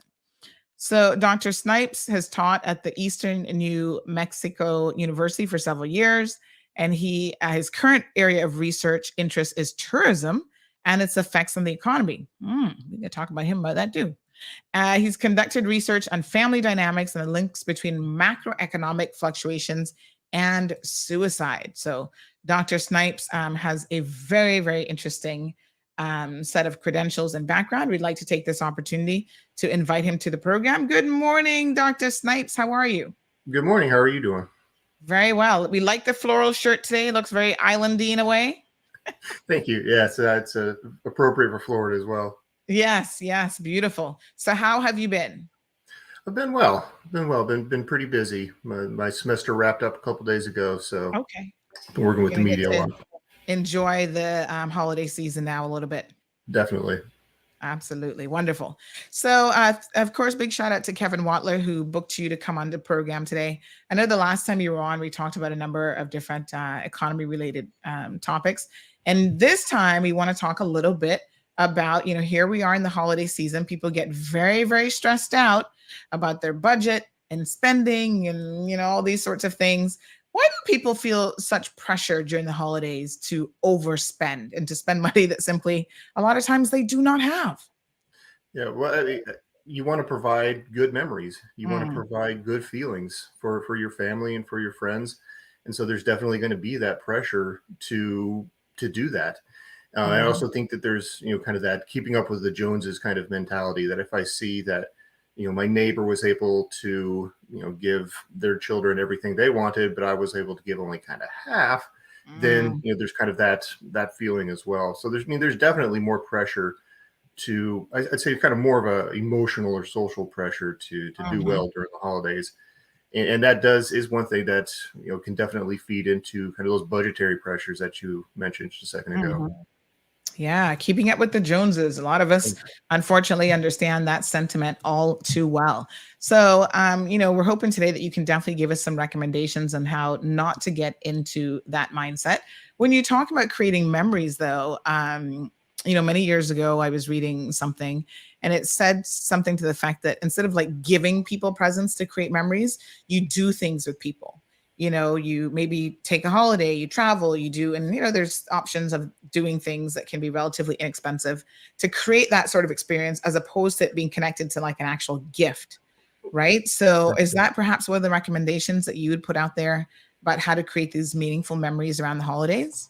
Yeah, that's definitely something that I would recommend. That I've talked with a couple of different media outlets, and that's definitely something that I would recommend, especially if you have kind of, maybe 10, 11-year-olds or maybe a little bit older, when they're going to actually just start to remember some of these things that you do for them. I think that's going to form kind of more of a core memory, and that's something that they're going to carry with them throughout their entire life than, getting them some toy that they wanted or some Lego set that they wanted. So definitely, if you have, 10-year-olds or older, that's something that I would definitely recommend. And that's probably going to be a lot cheaper potentially than, just spending it on things that they don't necessarily, need. And yeah, that's definitely so forming kind of those core memories, experiences matter more than kind of material goods, especially kind of in their teenage years. So that's definitely something that is a way that people could save a little bit of money. Yeah, absolutely. So folks, if you're just tuning into the program, we're talking to Dr. Snipes this morning, who's an associate professor at USF.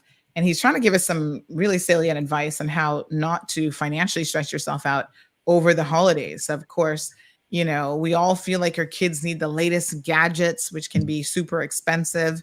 One of the things I heard yesterday, which I thought was super interesting, and Dr. Snipes, for your benefit, we've been talking this week about minimum wage, and everybody's complaining that $6 an hour is not enough. That's Cayman dollars for the minimum wage, and we need to increase the minimum wage. And then I hear a statistic like this. Listen to how incredibly just fascinating this is, but at the same time, it gives us a good deal of insight into how our people are spending their money and how they're operating, right? So there are 5,000 phones out there on the Flow network alone. I don't know what other providers might have even more, but there's 5,000 iPhones on the Flow network that are not connected to any data plan at all. So what that means is that people are buying a $1,400, $1,500 phone, right? Spending that type of cash, and they don't even have the money to connect it to data, to get a data plan. Isn't that crazy? Yeah. I mean, when I heard that, I was like, wait, 5,000 people? And these would be the same people who are complaining that they're making minimum wage. Helpers and kids and whatever. Oh, I got to have an iPhone. No, you don't. But you're going to spend that kind of money on an iPhone, and then you can't even afford to put a data plan on it. Or you're going to spend money on that fancy car just to be able to say you're driving a fancy car. And every month you're killing yourself to try to make that loan payment, but you don't even have a garage to put the car in or a decent house to park the car outside of. It just boggles my mind. Yeah, that's definitely that social pressure that I think a lot of people feel. And that's something that's very tough to get over. It kind of causes that cognitive pain. And there's that look at kind of the effects that the brain feels when it's dealing with money. And that's definitely tied in with this. That the part of the brain that gets stimulated is the same part of the brain that gets stimulated when people consume cocaine or consume drugs. So it's really kind of that primitive response that we have to money and seeing other people seeing things that we don't have. And it kind of creates that disconnect, and it really does in a very physical sense kind of create that primal response that we're not doing enough. I'm not, I don't have enough resources. And so it does kind of cause that pain. And so it's really kind of more, kind of that social pressure, so they have something I don't, they must be better than I do. It kind of causes that psychic pain. And so that's definitely something that, while surprising, is not, I guess, too surprising. Because if all you were interested in was a phone that could, text or make calls, there's all kinds of cheap plans and cheap phones out there. Absolutely. Yeah, but it's definitely that social pressure. Yeah, to be able to say that, I have a certain brand phone. Yeah, that social pressure, it's a lot. And, we talk about peer pressure in different ways and stuff as well. Even our kids are having to, succumb to peer pressure, bullying, and other things. How do you, you said it's difficult when everybody else around you is trying to do the exact same thing. We have this mentality of like everybody's trying to keep up with each other. But is there anything like concrete that a person can do to not feel the societal pressure to keep up with anybody else? I mean, for me, I personally just try to keep it real, right? So when I see people purchasing and stuff and doing stuff, I think to myself, that's none of my business. Because my aunt always told me as a young child, and that's one of the messages that she just reinforced in my head, is that you don't look at what people have because you don't know how they got it, right? So she's like, they could have been working 24/7 to get it, killing themselves, giving themselves a heart attack. They might have stolen it. They might have, she says, the point is you don't know. So don't worry about what other people have and simply don't focus on it. Just focus on yourself. Yeah, I would definitely agree with that. And that's kind of the approach that I try to take, that you don't really have any control over what other people do, what other people have, what other people say.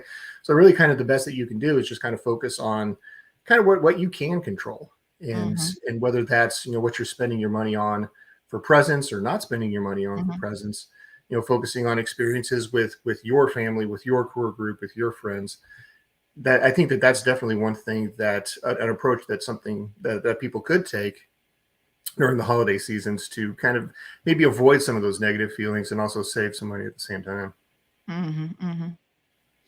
All right. So folks, if you have a question for Dr. Snipes, 936-2626 is a telephone number. You can certainly give us a call. We are here for you this morning. If you're one of those people that's feeling overly pressured to spend this Christmas and holiday season. Miss Ruby says she loves your shirt. Jim says, give people some of your time. And there are things that you can make. If you are an arts craft type of person, there are things that you can make that can create amazing memories. Like one of my friends this year, I can't say what it is because she might actually be listening to her show. She might be listening this morning, but I actually had something made for her that wasn't necessarily like uber expensive. But I know that when she sees it, oh my God, it's going to just melt her heart because it's personal, right? It's custom to her, it's personal, it's like family related and that sort of thing. So there are a lot of options, folks out there. You just got to get a little bit creative. Like if somebody in your life likes to read, you know, get them a book. Books don't tend to break the bank.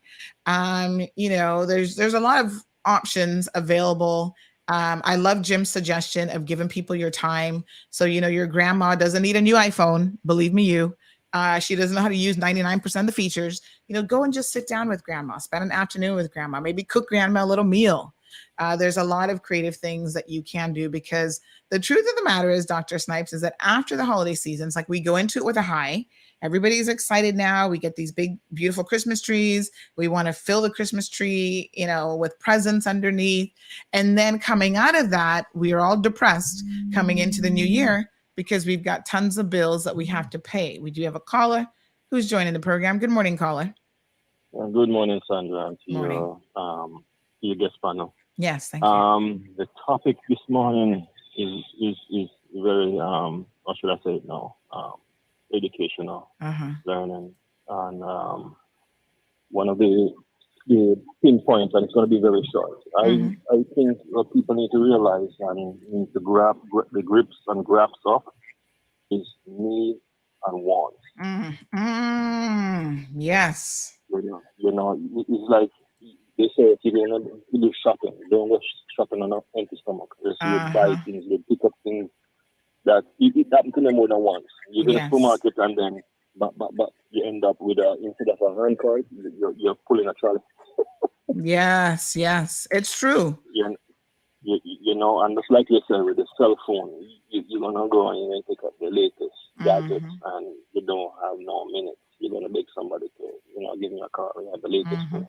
You're gonna buy the biggest and expensive car. You don't have gas. You see some of those expensive cars driving down the road, and then the window wind down. You're gonna use the AC. You know, you're gonna buy. You know, the boys going to the point. I just want to put it out there. You know, put it in the book. Put some of the stickers. Yes, thank you so much. Appreciate that comment. All right, and that's a good one. That's a really good one, distinguishing between your wants and your needs. I don't think there's much around Christmas that falls into the needs category, though, because you don't even need to celebrate Christmas. You know, all of it really is about wanting, but you've got to dial it back, I think, is the sound advice. I'm sure that Dr. Snipes would agree with. Sure. You can have wants within your budget. So let's talk about budgeting. Is that a good idea to go into Christmas knowing how much money you actually want to spend? Yeah, that's a good idea for any time of year, but especially during Christmas. And I kind of want to go back to one of the things that the caller was kind of bringing up. And there is something that I think that there definitely is a need during Christmas, is that, you know, we as humans, we're social creatures, and we kind of crave that connectedness that I think a lot of people need. And I think that that's one of those things that we can do during the Christmas season, especially, is kind of seek those avenues of connectedness that don't necessarily require any kind of outlay of cash. But if we do want to have some sort of spending, then making sure that you have a budget and you stay on budget, that's a very good idea. But one of the things that you can also do that kind of builds upon that is that, you know, if we are kind of seeking that gift giving avenue or kind of that material avenue, which is fine, there's really this idea that I think is more important than income or prices, and it's this idea of what we call purchasing power. And purchasing power is essentially just how much stuff I can afford to buy. And budgeting is a big part of that, right? The more money I have, the more stuff I can afford to buy. But at the same time, if prices are high, then that's going to bring down my purchasing power. So yeah, knowing what you have, you know, what you have available to spend is important, but we also need to keep track of where prices are. So at least here in the United States, we're starting to see inflation rates come down. I don't know. I tend to be a little bit more pessimistic, so I'm not ready to say that, you know, we've peaked quite yet. But definitely numbers are looking good. So inflation numbers are coming down, but the way that inflation is calculated, it's calculated in a specific way. And I think the best way to think about what an inflation rate is just an average price. So what's happening with prices on average. So it's entirely possible that we could have, a big chunk of the economy that's seeing prices go up. But if the rest of the economy is seeing prices go down or stay the same, well, then we can actually have average prices going down. And so I mentioned that because if you are looking to give a gift, then there are definitely going to be gifts that are going to be more affordable that can still be meaningful. So again, at least here in the United States, the price of apparel is going down because for so long people just weren't buying clothes, because they were in lockdown. And if you're in lockdown and you're working from home, you don't necessarily need a new suit, right? So there was a lot of kind of backlog in clothing that now manufacturers are trying to get rid of. So that's one part of the economy where you can get a really good deal is on clothing. And so, yeah, knowing what your budget is, that's certainly important. But if you do just kind of a little bit of a research and just a little bit of looking, you can find where prices are actually going to be very reasonable. And you can get at what you really care about is the amount of stuff that you can consume. If you're careful about looking at different parts of the economy and where things are actually looking a little bit good, you can find some good deals out there. Awesome. I mean, our situation here tends to be a little bit different in terms of some of the deals that we can find. But Damien talks about, how dopamine fix is one of the things. And I got to tell you, I'm a shopper and I love bargains in particular. So I am a bargain shopper, which is good. So I don't necessarily have to go out there and spend top dollar to feel like I'm having a good time. But I do like to shop. And then my love language is also giving. So this is like the worst time of year for me, honey chill. But what I have done, Dr. Snipes, is I have kept my list of people that I will even think about giving a present to very, very, very short. Because then that, and then sometimes you think, right, just set a limit, $25 per person. So that's kind of what works for me, knowing my personality type already, someone who enjoys shopping just for the sake of shopping. As Damien says, I get a little bit of a high off of it. I'm not going to smoke anything to get a high. I'll just go shopping. But there are ways to keep it kind of under control. So searching for those bargains, going to, everybody loves a name brand, but you can find name brand clothing at places like, what are they called? Ross and Marshalls and these types of, stores. It's one season old and I look at the outfit and says, who cares? Like, how do you know what season this outfit was? It doesn't have to be a couture purchase or anything of that sort. But some people I've noticed have to, like, I have acquaintances that I look at them and man, they're always on point with the dress and the name brand and the glasses and this and that. Just this past week, I had a little situation with someone who, needed some assistance getting some glasses for a child. And they said, hey, Sandy, need some help with this situation. And I did not mind helping at all. And then I heard that they were like $800 glasses. And I said, very, very honestly, and these are the kind of honest conversations we need to be having with each other. I said, listen, honey, chill. I'm now wearing glasses again because my little LASIK surgery wore off after so many years, but I'm not buying $800 glasses for myself. So why is a young person or child spending $800 on glasses? You got to know that you have to live, especially when truth be known, you can't really afford to buy it. You need to live within a budget. So every single thing that you spend, is it not a good idea, Dr. Snipes, to say, I am willing to, AKA budget, I'm going to only spend $250 for this item. And every single month you can dedicate to, right, this month outside of my rent and food expenses and so on, my budget for these other things is X dollar amount. And I even said to the mother, I said, did you know that every single, I think it's like August or September, these eyeglass places actually have a going back to school sale where practically everything in the store is 50% off. So work it around, oops, my apologies. Work it around your schedule, folks, where you don't have to buy a pair of glasses in December because maybe the time to get the best deal on your glasses actually isn't December. Maybe it's August, and the same thing with clothing, right? Shop around when you know you're going to get some really good deals. When it's tax-free week, for example, that's a good time to shop because you spend a lot of money in taxes, I find. Yeah. And that's a good point. Again, it kind of goes back to that, what I mentioned a couple minutes ago.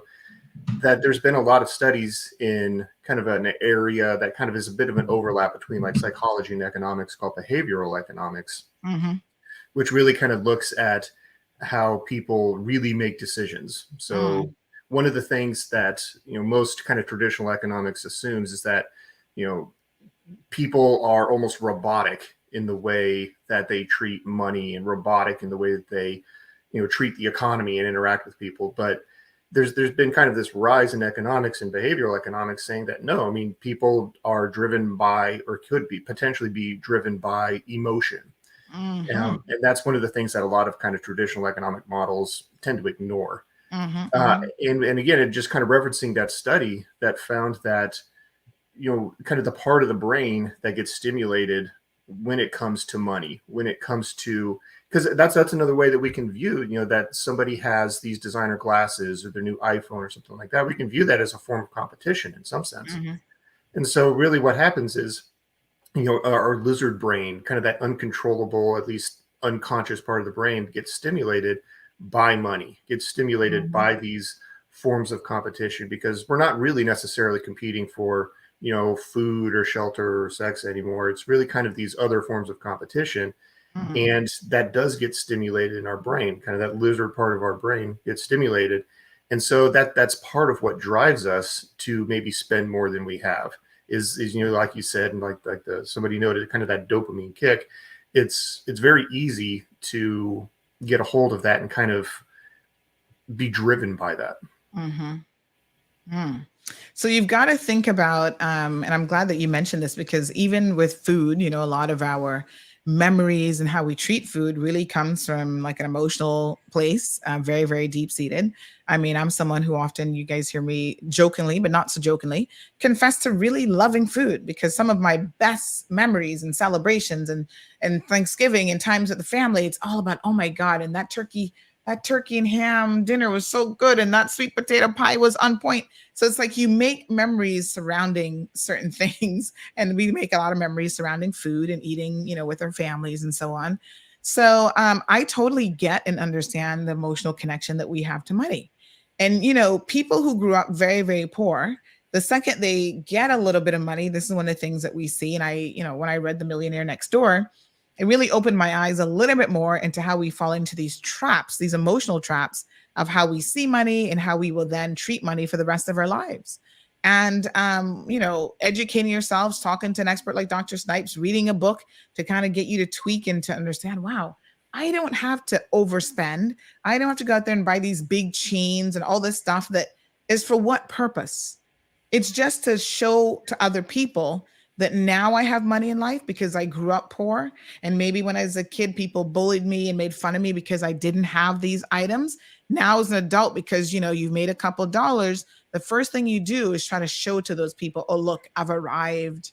I've made it because I can, have all these material things that really are an outward projection of probably some really internal and innate issues that I'm having as an individual. And we see it all the time. Like every single rapper practically, becomes a rapper. The first thing they're going to go spend money on is the big chains and necklaces and the grill. It's like, why? Right? It's like, I must admit that I'm at least somewhat guilty of this too, because, I didn't grow up rich or anything. I mean, certainly didn't grow up poor either. But, when I got my first real job and got my first real paycheck, one of the first things I did was, probably frivolous spending. I went out and bought a box set of one of my favorite bands that was a couple $100s, but so some of that's fine. But it's kind of interesting that we're kind of talking about kind of this more kind of emotion and feeling over money, and some of the best gifts I've gotten were family recipes and family, just kind of greater extended family, but moving into friends, were some of these recipes that people would hand down to me. You said, like, oh, the turkey was awesome. And for me, it was always the, Anne Shrewsbury's mashed potatoes were kind of the thing that I connected with. And so, when she gave me that recipe, that meant a lot. And that's something that's kind of a tradition that you can carry through. And that's a gift that you can give that's going to be a lot more meaningful and have a lot more emotional impact really throughout your entire life. Interesting. Are you willing to share her recipe with me? I'll send it to you in the email. It's real good. All right. So Barbara says, I raise my kids to understand ready-made only means that something is already made. You can learn to make it for yourself. Other thing was, if I'm going to advertise somebody's name on my clothes, they should be paying me, not me being for not something seems to be missing there, but me being for their advertisement. So that's a very, very interesting point. Again, you know, we see it all the time where we want to see a certain logo, a certain design or whatever on clothing for us to think that, you know, we're getting value. But listen, the great things about a lot of these outlet stores and stuff, you can get the name brand stuff, but there's a way for you to pay a fraction of the price. You don't have to pay full price for that stuff. So, you know, if you like a Michael Kors bag, hey, I like Michael Kors designs, but I'm not going to pay full price for it. I'm going to go to the outlet stores. I'm going to catch it when it's on sale, and then we can talk. So Damien says that Jeff Bezos from Amazon has tripled his wealth during the COVID lockdown, especially, which is interesting.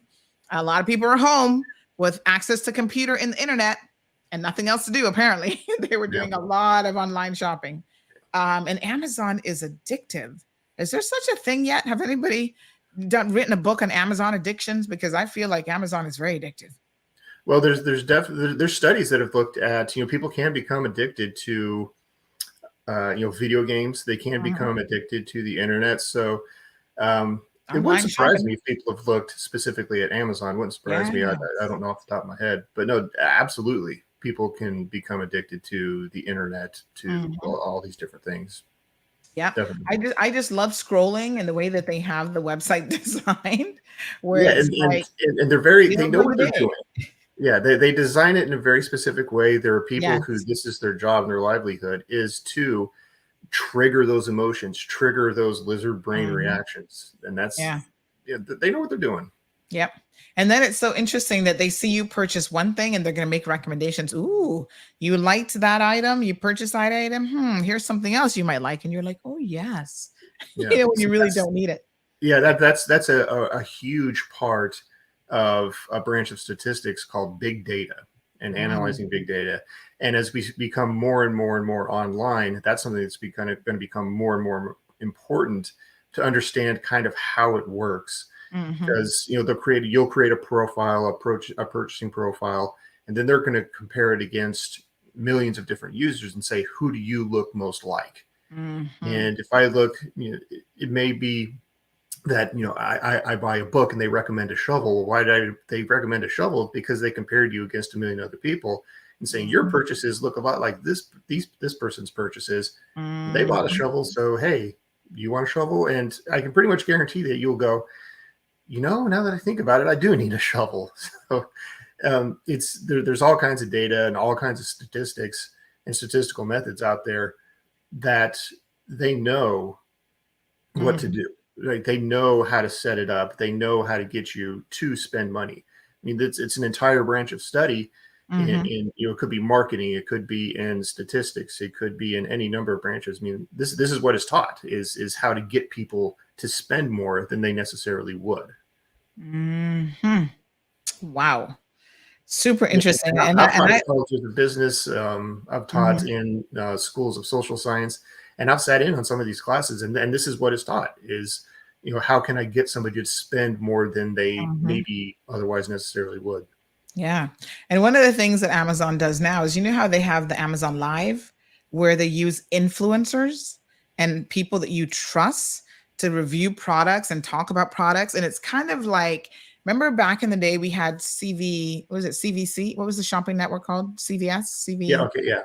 Yeah, whatever they were called, right? And I think they're still kind of around. There might be some of those still. But you could sit there all day and watch a TV station dedicated to just demoing products. I mean, I always thought it was crazy. Like, how did they find so many products and so many content? But, you know, there were literally products that went viral because they made it on those shopping networks, Home Shopping Network or whatever they were called. And people just sit there all day with a credit card in hand, being convinced by someone that you need to buy this item and you need to shop for this item. Now Amazon has jumped into it. Every single time you go on Amazon, they have a whole section where it's like an Amazon Live. I'm actually looking at it right now. There's a lady in there. She's got 968 people watching the live, and she's going through reviewing all of the different products. I'm going to show you guys in case you don't know about this. Not that I want you to get addicted to any more shopping, but she's going through reviewing all of the items that are coming up for the deals of the day and talking about, and Amazon pays good money to have these individuals do exactly that. They will sit down and live stream. And the more they sell, the more, there she is, this young lady. And to be honest, she doesn't have 981 is not a whole lot of people. Sometimes I've seen some influencers have into the thousands of people watching. And so she's going through each one of these products, talking about the benefits of each one, why you'd want to get it. So right now she's talking about this hat. Notice she's also wearing the hat. So there's a lot of psychology in here, folks, built into getting you to be separated from your hard-earned money. So I guess just like anything else in life, there might be certain pitfalls that you've got to avoid. If you know that you're influenced, pun intended, by seeing someone wearing a certain product and have the hat on, then talking about it, look, it's on sale, you're going to save $5 today, just don't go to Amazon.com. Stay off of it. Try to avoid certain triggers and certain, things that might make you want to spend even more money. So let's talk about, before we let you go, Dr. Snipes, let's talk quickly about the current state of the economy. So we saw yesterday that the Feds decided to increase the interest rate again. They did it by a smaller percentage this time. So talk to me a little bit about, what's going on. It looks like they're starting to slow things down a little bit, but they're not yet ready to pump the brakes on increasing interest rates. Sure. And this actually ties in pretty directly to holiday spending, believe it or not. I mean, it seems like they're completely unrelated things, but they're related in an important way here in just a second. Mm-hmm. So, I mean, I think first off, I think it's important to know why they're doing this in the first place. Right. So what is the basic idea of why they're doing this? Mm-hmm.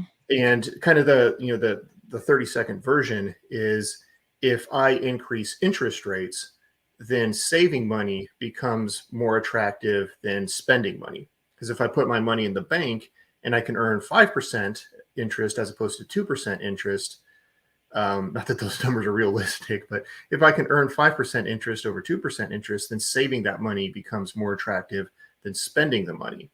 Mm-hmm. And so if I put money in the bank and don't spend it, well, then that's going to reduce consumer spending. And then the thinking goes that if we can kind of bring consumer spending down a little bit, that's one of those things that can help control inflation.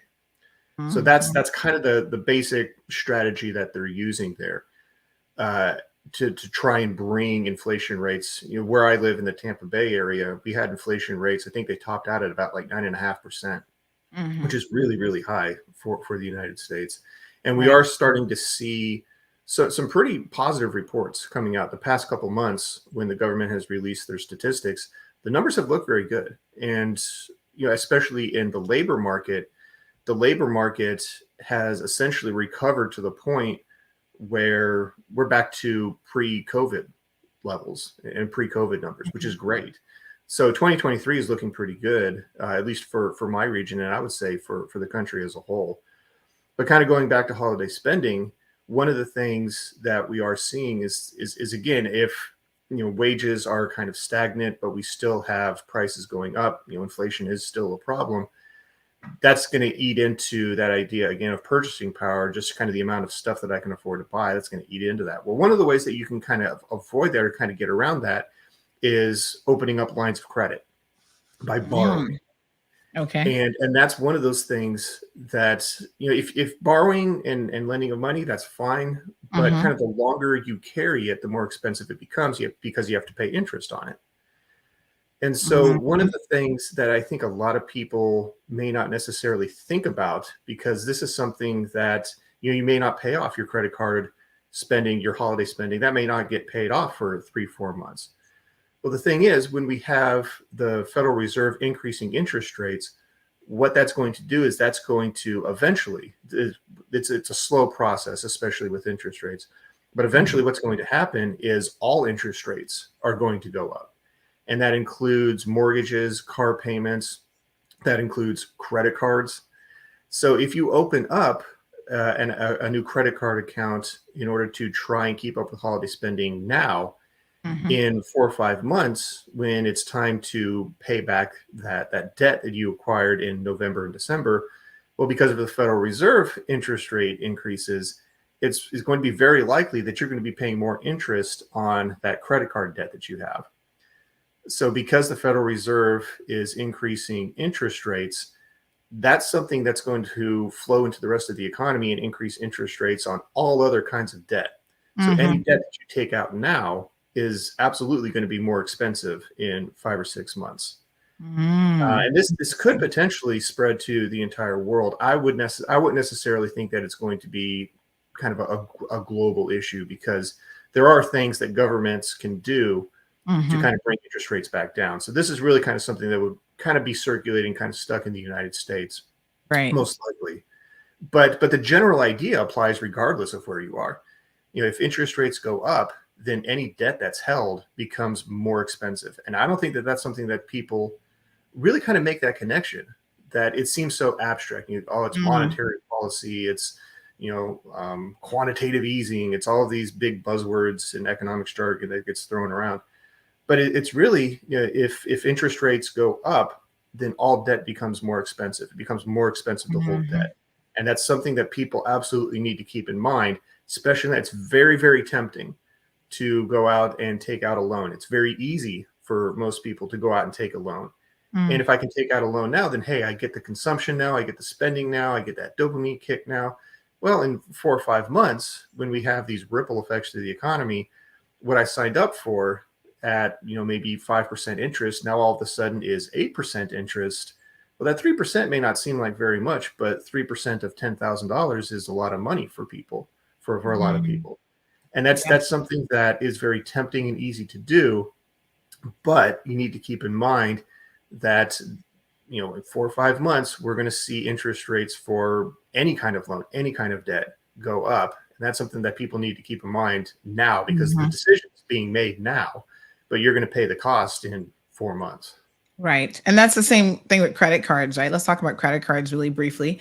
I know some people live off of credit cards. I remember a story of when we were selling our condo, we had some renters next door who were interested in purchasing it. And it was so weird because one of them actually worked for a bank, and you thought she'd be more financially savvy, but it goes to show you just because you're a bank teller doesn't mean that you're any more financially savvy than anybody else. But you know, they went to the bank to see if they could get pre-qualified or what they qualified for and whatever. And essentially she was told that in order to qualify for this apartment that she needed to get rid of her credit card. She'd have to pay it off, cancel the credit card, chop it up. And she would rather, this is her thinking, that nope, we use the credit card like when we travel and we buy stuff a lot in the credit card, it gives us time to pay it. And she would have rather maintained that credit card as opposed to getting rid of the credit card, which would, I'm sure, save her interest and probably cut back even in her overall spending, and actually have a home, right? Instead of paying rent, that she couldn't, in her head, see herself without having a credit card. So they made the decision to not even put in an application, get fully qualified for a loan, because they weren't able to break free from that credit card and the credit card debt. I thought that was always wild. But when you were just talking about how you're making purchases now, you're going to pay for them later, maybe sometimes even end up paying more for them. What advice do you give people about delayed debt, delayed gratification as well, right? When they're using things like credit to make purchases. Yeah, it's probably not the most fun advice, but it really comes down to reading the fine print. And kind of the biggest thing that I can suggest is look at what type of interest rates you're going to be paying. Are they fixed or are they adjustable? That's going to make a big difference, because one of the things, one of the strategies that a lot of these, you know, we'll pick on credit card companies. Why not? I think that they can withstand our withering criticism. Yes. But one of the things that they do is they'll make you like an introductory offer. Right? So no payments, 0% interest for the first 6 months. But then after 6 months, the interest rate might jump up to 15, 20%. And so that's very tempting, because, oh, 0% interest, isn't this fabulous? I'm going to take that. But if you kind of have a different offer where you say, well, you're going to be paying 5% interest, but that 5% interest is locked in, it's fixed, it can't change. Well, most people are going to say, well, why would I take that 5% when I can pay 0? Right? But then that zero all of a sudden becomes 15, 20%. Well, now that 5% that you had the opportunity to take, now that's looking a lot better. So that's one of the things that I would recommend for really any kind of debt. And this is something that I tell my students when they're dealing with education debt and education loans, is look at and compare, what they call adjustable rates versus fixed rates. And it's very, very tempting to take those adjustable rates, because a lot of the times they're going to seem too good to be true in some sense. They're going to offer you a low initial rate, then all of a sudden they're going to increase it. A lot of the times in the long run, it's going to be a lot better to take that at least initially higher fixed interest rate, because in the long run it's going to be cheaper because they can't change it. And that's also another strategy that you can take, because we talked a little bit about the Fed and them increasing interest rates and how that's going to increase interest rates for all kinds of debt. That applies just as much to the actions of a central bank as it would a credit card company. That if I have a fixed rate mortgage, then it doesn't necessarily matter what the Federal Reserve does, because my mortgage is locked in at 4% and it can't change. So it doesn't necessarily matter that if I were to take out a loan now and pay 7%, doesn't necessarily matter because I'm locked in at 5%. That's, and especially when we're talking about credit cards and financing any kind of debt, really, that's going to be the number one thing to look at is how they treat interest. That's and especially here in the United States with education loans and student loan debt. I mean, the interest rate and the interest paid, that's the killer, because you can pay, and this happened to me initially. This happens to my students all the time, that you're paying hundreds and hundreds of dollars every single month, but in a lot of cases, your principal balance doesn't go down, and in some cases, your principal can actually go up. So why are you paying hundreds and hundreds and hundreds of dollars and nothing is happening, nothing's changing? It's interest. Yeah. So that's the key thing that I think people really need to kind of take into consideration is how interest is financed and treated on any kind of debt, whether it's cars, houses, credit cards, whatever. Understanding how the interest is going to work is going to be a big thing for people.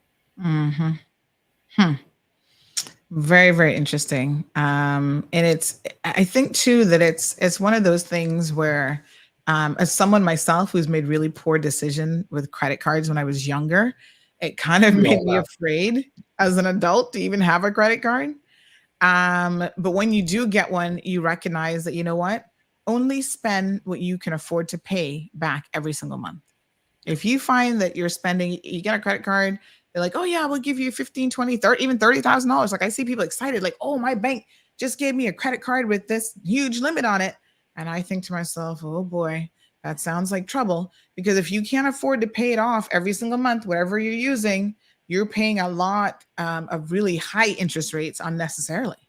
Yep. So, and interest is one of those things that I think you don't appreciate how much you're actually paying in interest until you sit down and you work it out. And I've done just that. I've sat down and did the mortgage amortization calculator, and you see what you pay over the life of a mortgage, 15, 20 years. I mean, you're going to pay for that house 3 to 5 times, depending on the interest rate. Yep. And that's why every single extra payment, folks, listen, I'm on the hustle right now to pay off my mortgage early. Every single extra payment that you can make, it's still extra money, because it's not only reducing the principal of that humongous loan, it's also reducing the interest that you're paying as well. Yeah, and that is true. And it sounds like, okay, making an additional $50 payment or $100 payment may not necessarily seem like much now, but interest grows exponentially. So that $50 in 2 years, that $50, if you hadn't paid it, might have ballooned to $300, a year or 2 years from now. So $50, $100, whatever the case may be, may not necessarily seem like much now, but because of how interest works and how it grows, that $50 or $100 now is going to save you $300 in a year, $500 in 2 years, whatever the case may be. So yeah, that's definitely something, a good piece of advice as well, is that it doesn't seem like it makes a lot of difference, because, you know, $50 now for a lot of people, $50 isn't too much. It seems almost insignificant, but because of how interest works and how it grows, that's definitely something that, you know, is a good strategy. Yeah. All right, folks, we do have a question here from Jonathan asking, what age are your students? So he teaches at USF, so they're university age. How, you know, I've got a 6-year-old and I'm trying to teach her good sort of fiscal principles. Every time she wants me to buy something, I tell her, no, mommy doesn't have the money. Sometimes I'm telling a little bit of white lie because I might theoretically have it, but I don't have it to spend on that item, right? I'm choosing to spend it on other things. You know, she goes to the grocery store. She thinks she can pick up all these items. I'm like, no. Today you can pick up one item only. Last night I asked her to, like I said, she's only 6, but she wanted some little, I don't even know what it's called, this little chocolate thing. Comes like a little Easter egg. And I said to her, well, how much does it cost? Because even at that age, making a child think that they can just pick up an item and not think about the cost of it is sending the wrong message. So I said to her, how much does it cost? And she's like, let me go see. And you know what she did? This is so funny, Dr. Snipes kids. She went back and looked at it. She comes back and she said it's 3+ because it like age like 3-year-olds plus. And so I said to her, that's not the cost of it. That's the age appropriateness of this item. It says age 3+. That's not how much it's going to cost. And you know what? There was no price on it. When I went and looked, there was no price, but they had them placed at the corner. This is again merchandising for grocery store. They had them placed at multiple corners throughout the store, right? So by the time we got to the third one at another corner, I finally saw the price on it. I said, okay, this is what a price tag looks like. And, you know, that's money. So, you know, what are your recommendations for trying to teach children, and how early can you start to teach children about being fiscally responsible? I mean, you can certainly do it with 5-6-year-olds. Absolutely. Yeah. I have a daughter who's 9, and what I do is something, you know, similar to what you do. Is I say, you know, we've got $20. You can spend that on what you want, but we have $20. If you want a toy that costs $20, okay. Or you can get, you know, we would go to, you know, some of the big box stores around here. I mean, so you can get a toy for $20, or you could get, you know, 3 shirts for $20. And that's a choice that you have to make. But we have $20, we have $20. And that's something that I think that most kids are absolutely gonna be able to understand, that I have a limit, right? That I can't necessarily go above that limit. So what it does is it does give them that freedom to pick what they want, to let them make their choices, but they're bound and they're constrained by how much they can spend. And that's exactly how that's exactly what adults want. That's what adults do. We want the freedom to make the choices that we want, but we also have to acknowledge that we're bound by income, we're bound by prices. And so that's the strategy that I take. Is I say, you know, we have $20, you can spend it on what you want. You have to look at what the prices are, figure out how much you can spend and what you can buy. And that's the approach that I take. And I think the approach you take is wonderful as well. There's not necessarily really kind of a wrong way to do it. I think that the earlier you can kind of expose children to this kind of thinking I think it's important. And it doesn't necessarily have to be kind of drilled into them constantly. Yes. But yeah, I would definitely agree that kind of the earlier the better. Just making them conscious of how kind of buying and budgeting and how all those things work. Yeah. And that the money doesn't come from thin air, because of course all children just see you with money. In fact, you know, they don't even see us with money anymore. They just see us with card, because I'm not a parent or a person that carries around cash. So my daughter just thinks that card, which is actually a debit card, and I had to explain to her it's linked to a bank account that has money in it, but she just thinks, oh, just use that card. She's like, just use that. And I'm just like, yeah, but where does the money come from that's on there? And she's like, what do you mean? So like trying to make these connections in their little brains early on, I think is really, really important, because I tell you what, they really do believe that these things like money grows in trees, as our parents used to say. And, you know, it doesn't grow on trees, and you've got to make them understand that you have to work for money. And that's how you get it. You get up, you know, early in the mornings, you go to work and you do certain things in order to earn money. And so I'm instilling in her that, oh, you'd like to get something, you have to earn it. right? I'm not paying you cash yet, but I just got these cards, this is one of my Amazon purchases. It's like a little punch card because it gives them something tangible that they can hold on to, which I think is a great idea to teach them lessons. And so, you want to go to the toy store. We have to limit how often you can go because she'd be there every day if she could.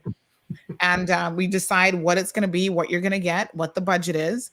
And then you do certain things, not the ordinary things that are expected of you, but you do something above and beyond. You get your punch card. You do all of your chores to high standard. You get a little punch. And so I'm making her earn her monetary credits or, credits to be able to purchase an item, because in the real world, that's actually how it works, right? You get rewarded for doing the right thing in the right way. Yeah. This is a whole other avenue of conversation that we can have, is that kind of as a lot of the economy and a lot of society is kind of moving towards kind of everything being on a card, kind of moving towards this cashless society. And we're seeing that more and more and more and more. And I think that that's going to be interesting and potentially problematic because of, again, kind of all these things that we've talked about, kind of the psychology of money and the emotions and, do we really need it? How can we afford it? And financing and all these different things that, when I go and I use a credit card for something, I'm getting it now, but no cash left in my pocket. I don't have to pay for it now. I pay for it in a month. So I get the consumption now. I get all of the benefit now, but I don't get any of the cost now. And that's a very slippery slope. And I think that's a fabulous idea that you give your daughter something tangible to hold, because then you can physically see something changing. But as we become kind of increasingly reliant on credit cards, I mean, yeah, there are a lot of benefits to that. It makes transactions a lot easier, makes them a lot quicker. But at the same time, we're not seeing, these green pieces of paper that we carry around in our pocket. We're not seeing those green pieces of paper physically leave our wallet. So we don't feel that. We don't feel that initial hit. So I think it's going to be very interesting to see kind of how society and how economies, fold out as we become increasingly cashless. Yeah. Because again, we get that initial dopamine boost of consumption now, but wait, no money came out of my pocket? Fantastic. Interesting. All right, folks, you've been listening to Dr. Snipes. We thank you so much for joining us this morning. Gabby, a final comment for this segment, says that's how I did my Christmas shopping for my kids this year. Told them that they have $100 and can get whatever they want once it does not surpass the $100.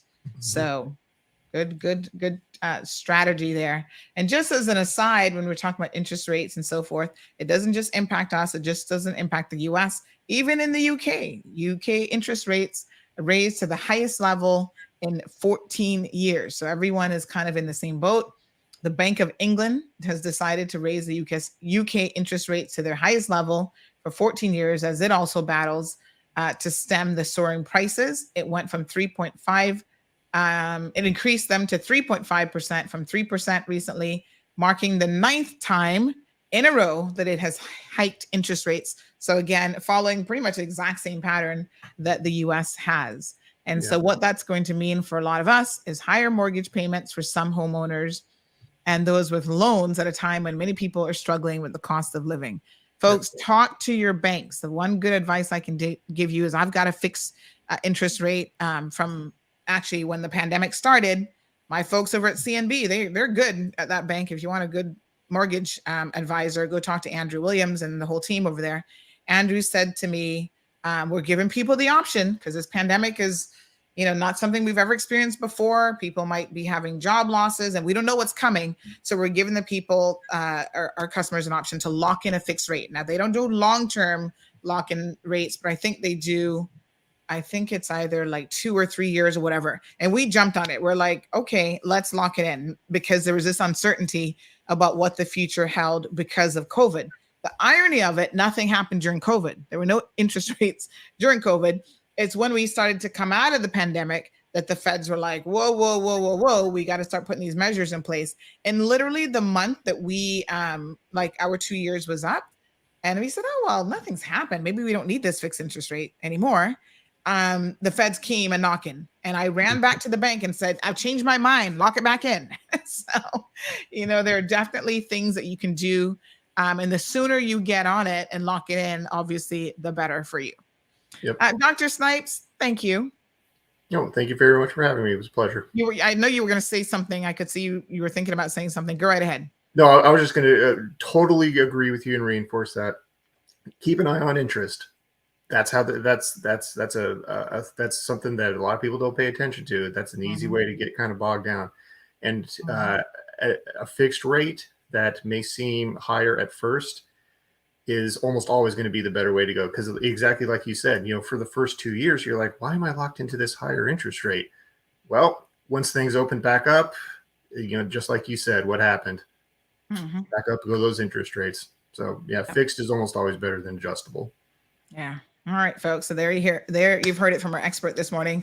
Dr. Snipes, thank you so much, and have a wonderful and Merry Christmas to you and your family. And I'm sure that we'll have you on next year to talk about more as the economy continues to do some interesting things, and we'll keep an eye on it. We want to have a minimum wage discussion, which I think we'll pull you into next year, because it looks like our government is going to have a referendum on a couple of issues, and they are looking at not necessarily from the referendum perspective, but looking at increasing the minimum wage. And we want to talk about how that actually has an impact, if any, on the economy, which I'm sure it does. So thank you so much. We really appreciate you being available to us, and all the best for the Christmas season. Right. Same to you. All right. Thanks very much. All right, folks. So that's Dr. Snipes from USF. And you guys know what's up next, honey child. We got some prizes to give away. You guys were on the money yesterday. So we're going to do some more trivia and some more giveaways this morning. So let's go ahead and take a quick commercial break. 'Tis the season to advertise your business's holiday specials and sales events. Don't miss out on Cayman's #1 social media, talk show, and website platforms to spread your message to thousands of people locally and abroad. Christmas dining and entertainment venues? Call us today. Retail shopping for special friends and family? Call us today. Christmas rentals and accommodations? Call us today. Cayman's #1 news platform is the best way to reach the largest available audience, resulting in more sales for your business. Contact CMR today at sales@caymanmarlroad.com or 324-1612. Recover Personal Injury Attorneys, helping injured people get what they deserve. Did you know that insurance companies have lawyers that represent their interests? Before signing and accepting any settlement, know your rights. Call us today for a free consultation at 924-9999. That's 924-9999. Recover. Your personal injury attorneys are on standby to assist. Are you tired of overpaying for TV services? Can't figure out VPNs? Constantly missing your favorite TV shows? And no access to the good stuff on streaming services? The frustration is real, but it doesn't have to be. Contact Roque, Cayman Streaming Pros. We'll put you back in the driver's seat in front of your TV. Call, WhatsApp, or message Roque today on 926-1213. Roque is not a TV service provider. Terms and conditions apply. In the mornings, no one wants to miss listening to the Cold Hard Truth or reading CMR. Cayman's #1 news platform has made your morning commute fun again. Pass this time with the Cold Hard Truth on weekdays from 7:30 a.m. Talk radio that's engaging, entertaining, and enlightening. But be careful. Some mornings it's so hot, you might run into a bit of trouble. All right, folks, welcome back to the program. I did want to talk about some of our delinquent kids, but I'm going to get to that conversation tomorrow. I've been trying to get through it since yesterday, in fact, but so it goes. We're going to get back to those. We'll get back to that tomorrow, because I want to do some giveaways. And then, honey child, I got to get in the kitchen and actually do some cooking for a little function later on today. So good morning, caller. Good morning. Good morning. I want to be the first one today. Okay, but you have to wait for the question to actually be asked first. All right, so hang in there. We're going to be asking the question. So some people were kind of annoyed yesterday because they said, Sandy, don't have people tying up the line, like they call in and wait on the question. Ask the question first, and then people call in. So I know y'all are anxious, honey child, but that was a good one. I want to be the first one today. Oh my gosh, y'all cracks me up. All right, so let me see now. Where's my questions? Hold on. Okay, We're going to continue the theme of Christmas related trivia. Okay. And then, like I said, we might do some other trivia questions, but there's a lot of Christmas trivia out there. So question number 1. Y'all ready? 936 Bobo, that's 936-2626 is the number to call. We're not taking any answers on social media. So let me just remind you of the rules, because I see the comments in a different order than you, and y'all gonna be fighting that you sent in the question first and blah, blah, blah. So phone calls only, okay? Phone calls only. If you've won a prize already, sit back and relax and let somebody else win. But phone calls only, and you get one shot when you call in at the answer. If you get it wrong, we go on to the next caller. And when you call in, be ready in the sense that don't be listening to it in the background and then there's a delay and you're not ready to answer the question. We got to be snappity snap and on it. So question number 1, where did the Christmas tree originate? Where did the Christmas tree originate? So we are thinking of, when I say where, we're thinking of more like regions, like continents and stuff. Yes? All right. Caller, good morning. Where did the Christmas tree originate? It's me again, Alex. Germany. The region? The continent? Where's Germany located? Europe. Okay, give that to somebody. I'm all over the place right now. Give that to somebody. All right, so you gotta pay attention to this specific question. And in this case, I'm not looking for a country. I'm just looking for the region or the continent. Caller, what do you? Norway. Oh my gosh! Oh gosh, this one's Norway. Hard. No, not country, not country, not country. So don't think about a country. Just think of the region. Caller, good morning. Good morning. Mm-hmm. Where did the Christmas tree originate? It's in Germany. But where is Germany? Remember, I'm looking for the region. I'm not looking for a specific country. Oh, the origin. Originally. Yes. What's the region? All right, you gotta listen to the exact question. So, caller, where did it originate? I'm telling you, it's a region, not a specific country. Was it Western Germany? Nope. But where's where's y'all are like, they're hitting the country, but I don't want you to think about the country. Think of like the continent. What continent is Germany in? That's the answer that we're looking for, because y'all are getting it, but you're too specific. We're just looking for the continent. What continent did the Christmas tree originate in? Western Europe? Well, I'm going to give it to you. It's just Europe. So, Europe. Yes, just Europe was the answer. All right, caller. So congratulations. You guys were dancing around this one. Go ahead and tell me give me a number between 1 and child. We're now up to 79. There's a couple of blank spots in the 60s and 70s, but pick a number between 1 and 79. 70. 70 is a mammogram from Health City, Cayman Islands. Congratulations. Always a wonderful thing. Yes, absolutely. You got to keep on top of these things. So give me 1 second now. Let me just write down, that was number 70. I'm going to just write down your number and make sure I get it right this time, because you'll say I put the wrong number for somebody. Okay. All right. We got you as number 70, and we'll be in contact with you to go ahead and get that mammogram sorted. Yeah? Okay. Awesome. Right. Thank you, my dear. Bye. All right. Beautiful. So next question coming up. All right. So let's see. Let me pick another one. Okay. Keeping with Christmas trees. These are going to be Christmas tree related. In what century was the Christmas tree first used? What century was the Christmas tree first used? 1882. Just the century. What century is that? 16th century. Yes, that is the correct answer. Sandra, oh my God, talk to me. I've been,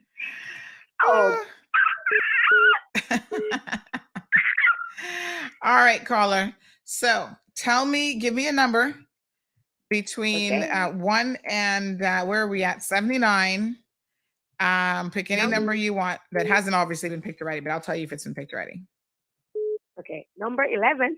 Number 11. Let me see what number 11 is. Number 11 is, congratulations. You have received a Fusion Rocket Book. You're probably like, what the heck is that? What is that? I know, right? So a Fusion Rocket Book is actually like a reusable notebook. Like you can write on it and reuse it. So really great. Guess what, Sandra? I'm going to make a next pick because I don't have vision. Oh, I don't have vision. Can I make a next pick? All right, pick. We wouldn't normally. JGH, number 6. We wouldn't normally do it, but in your case, so number 6 is a business card book holder. So you got business cards and stuff. This is a way to keep your business cards organized in one central location. All right, caller. Let me make sure I get your number correct here. Yes, we got you down. Thank you so much. Thank you too. Have a good one. You too. All right. So this intermittent robotic thing, we're going to try to work it out later and see what's going on there. All right. So, all right. So let's move on to the next one. We're talking about Christmas trees now. So this part is going to be Christmas tree related. Let me see what our next one is going to be. Okay. So,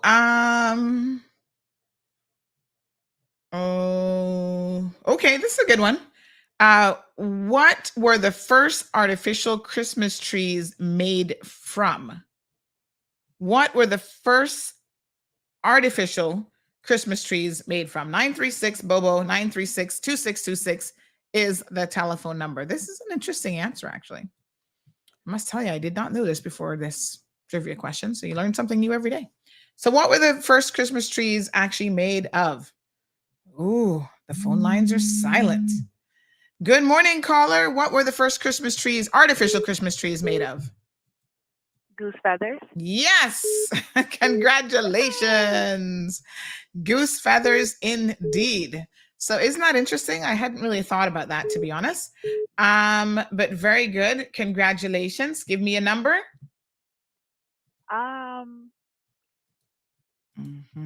What's the numbers between? You can do 1 to 79. 30. Number 30. Oh, this is a good little prize. So number 30 is a small portable radio. So you can listen to us no matter where you are on the go. There you go. Thank yes. you. All right. So I see you're calling from a landline. So do me a favor and go ahead and WhatsApp us your mobile number so that we can get in contact with you and sort out getting you your prize. Okay. All right. So we're going to do a few more. Thank you too. We'll do a few more giveaways. Okay, let's move on. Let me see now. The next question is,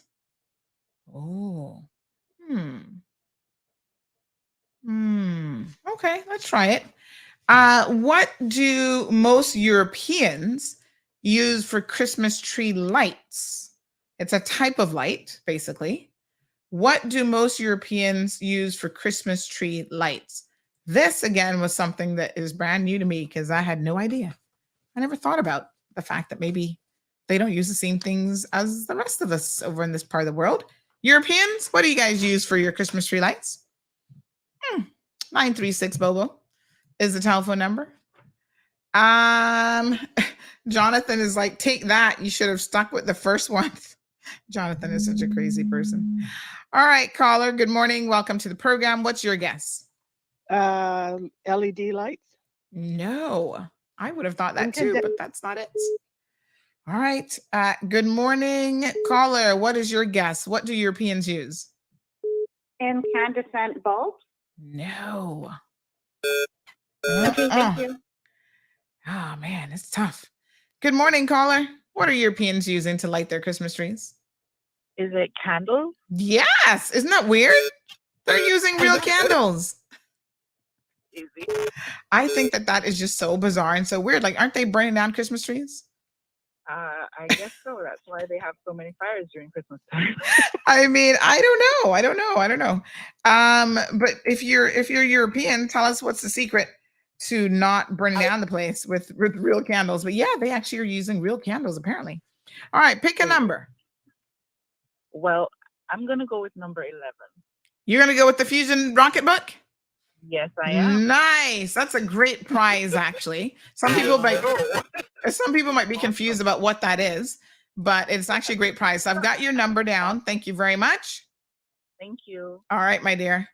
Okay. So the other thing I got to figure out this Android phone is how to stop it from going to sleep because the screen goes dark. How do I like make it stay on all the time? I don't know. Got to take a lesson in using an Android phone. All right, so the Rocketbook Fusion Smart Reusable Notebook, calendar, to-do list, and note templates. So basically, you just write in this thing, and you can erase it and keep using it. This is great for all sorts of note taking.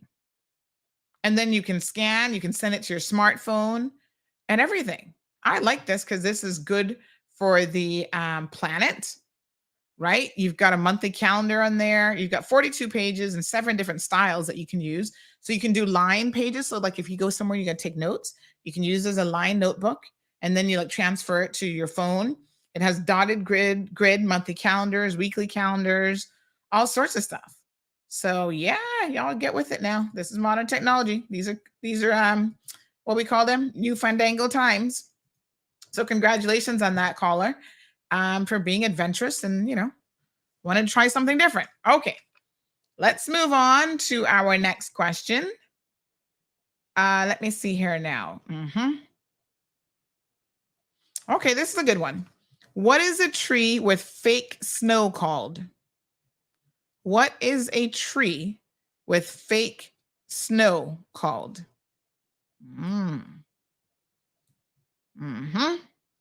What is a tree with fake snow called? 936-2626 is the number to call. Okay, caller, good morning. Morning. How are you? Good. What is a tree with fake snow called? Artificial tree. No, but that's kind of a good guess. But no, that's not it. All right, so there's a more specific name. Good morning, caller. Welcome to the program. What is a tree with fake snow called? It's called the flocked Christmas tree. Yes, so it's called flocked. Flocked, flocked tree. So very, very good there. So let me just allow you to pick a number, please. 33. 33. All right, let me just have a look. Number 33 is 2 VIP cinema tickets and a Popeyes gift certificate. Oh, yay. Yes, that's fantastic. So congratulations. I see that you're also calling from a landline. So will you just WhatsApp me that you were winner number 33? Alrighty, I will. Thank Okay, you. thank you so much. So that's fantastic. Shall we do one more? How many have we done today? 4. All right. Yep. Let's do another one. I think that was actually number 5. 1, 2, 3, 4, 5. Yeah. Let's do one more. All right. One more Christmas tree related. Let me see here now.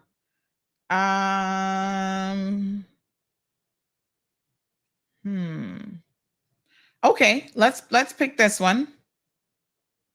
Oh, this is. Let's make this a 2-parter. Okay. That's 2 parts. So you got to get it right. One is for American counterparts and one is for European. So the 2 questions together. First part is, when do most Americans put up a Christmas tree? Second part is, when do most Europeans put up a Christmas tree?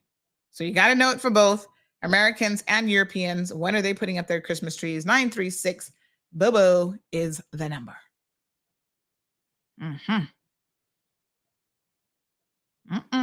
Y'all are like stomped. You're like, what? Say what?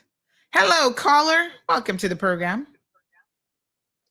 The Americans, is it day after Thanksgiving? Yes. And the Europeans from the 1st of November? No, you got one right. The 1st of December. Oh, no. Thank Good you. try. Good try. Yeah, she was halfway there. Good morning, caller. Hello. Hello. Hi, ma'am. You ready to take a guess? American after Thanksgiving. Say that again. Yeah, the day after Thanksgiving. And what about the Europeans?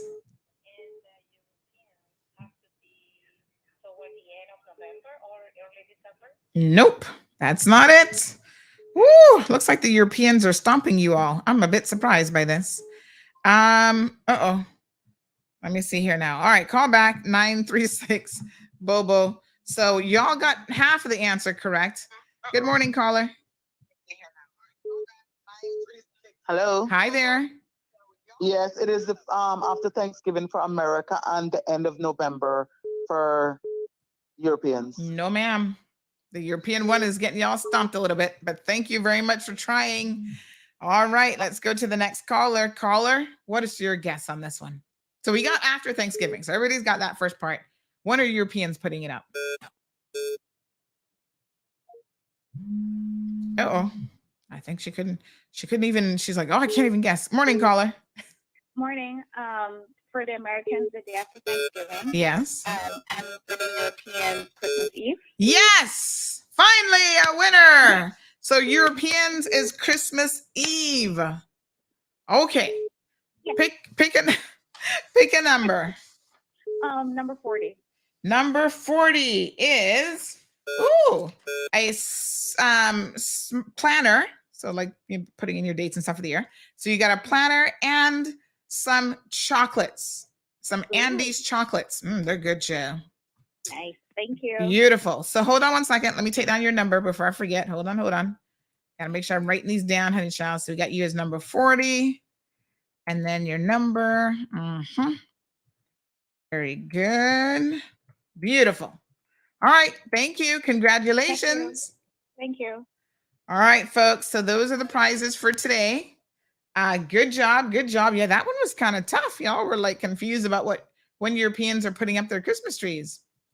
I get it because I hadn't even really thought about that one before, right? I tell you, it's so interesting how we celebrate things so differently.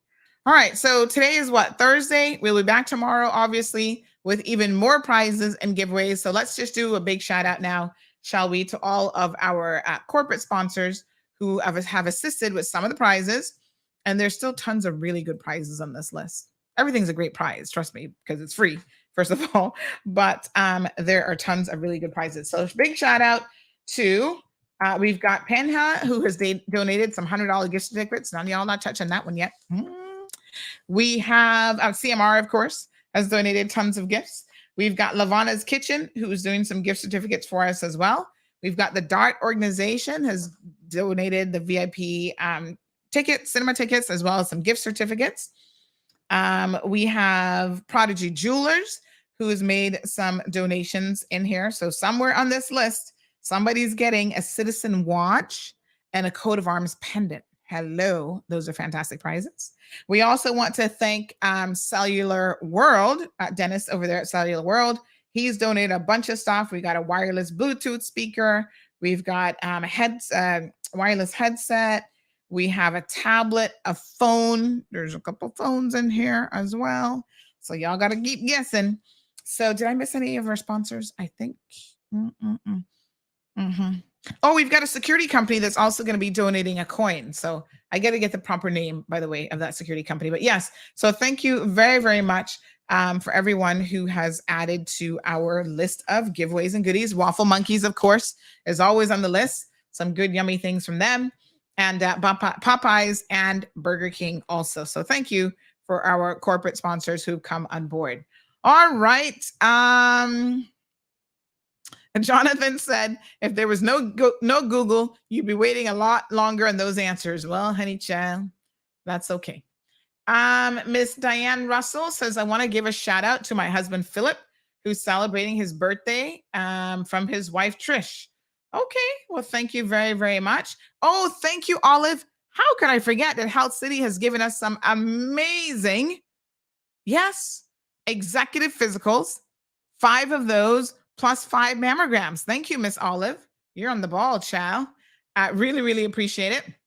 So here's your morning news for the day, brought to you by Kevin. You guys have a fantastic day.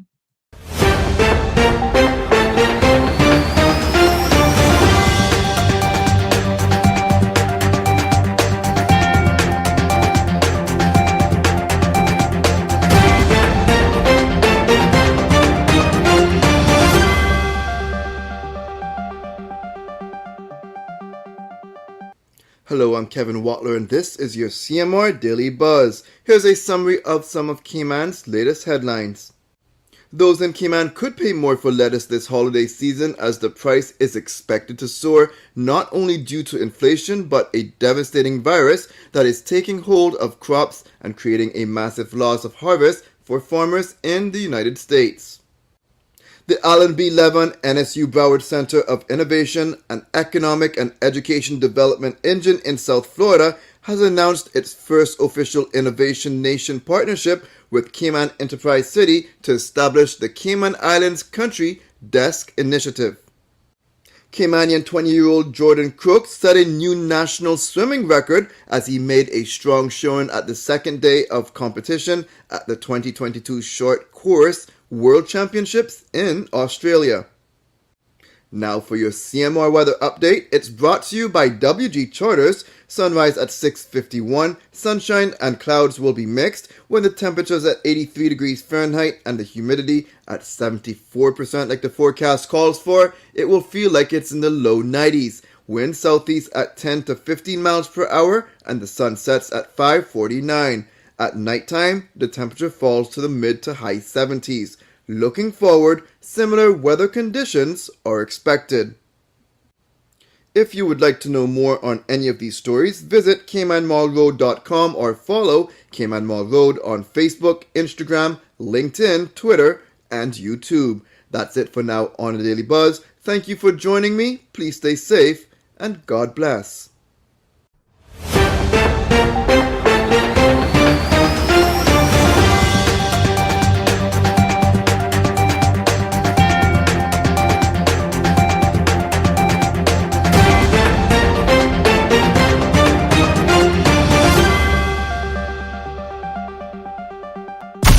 Thank you for tuning in to another episode of The Cold Hard Truth on Bobo 89.1 FM.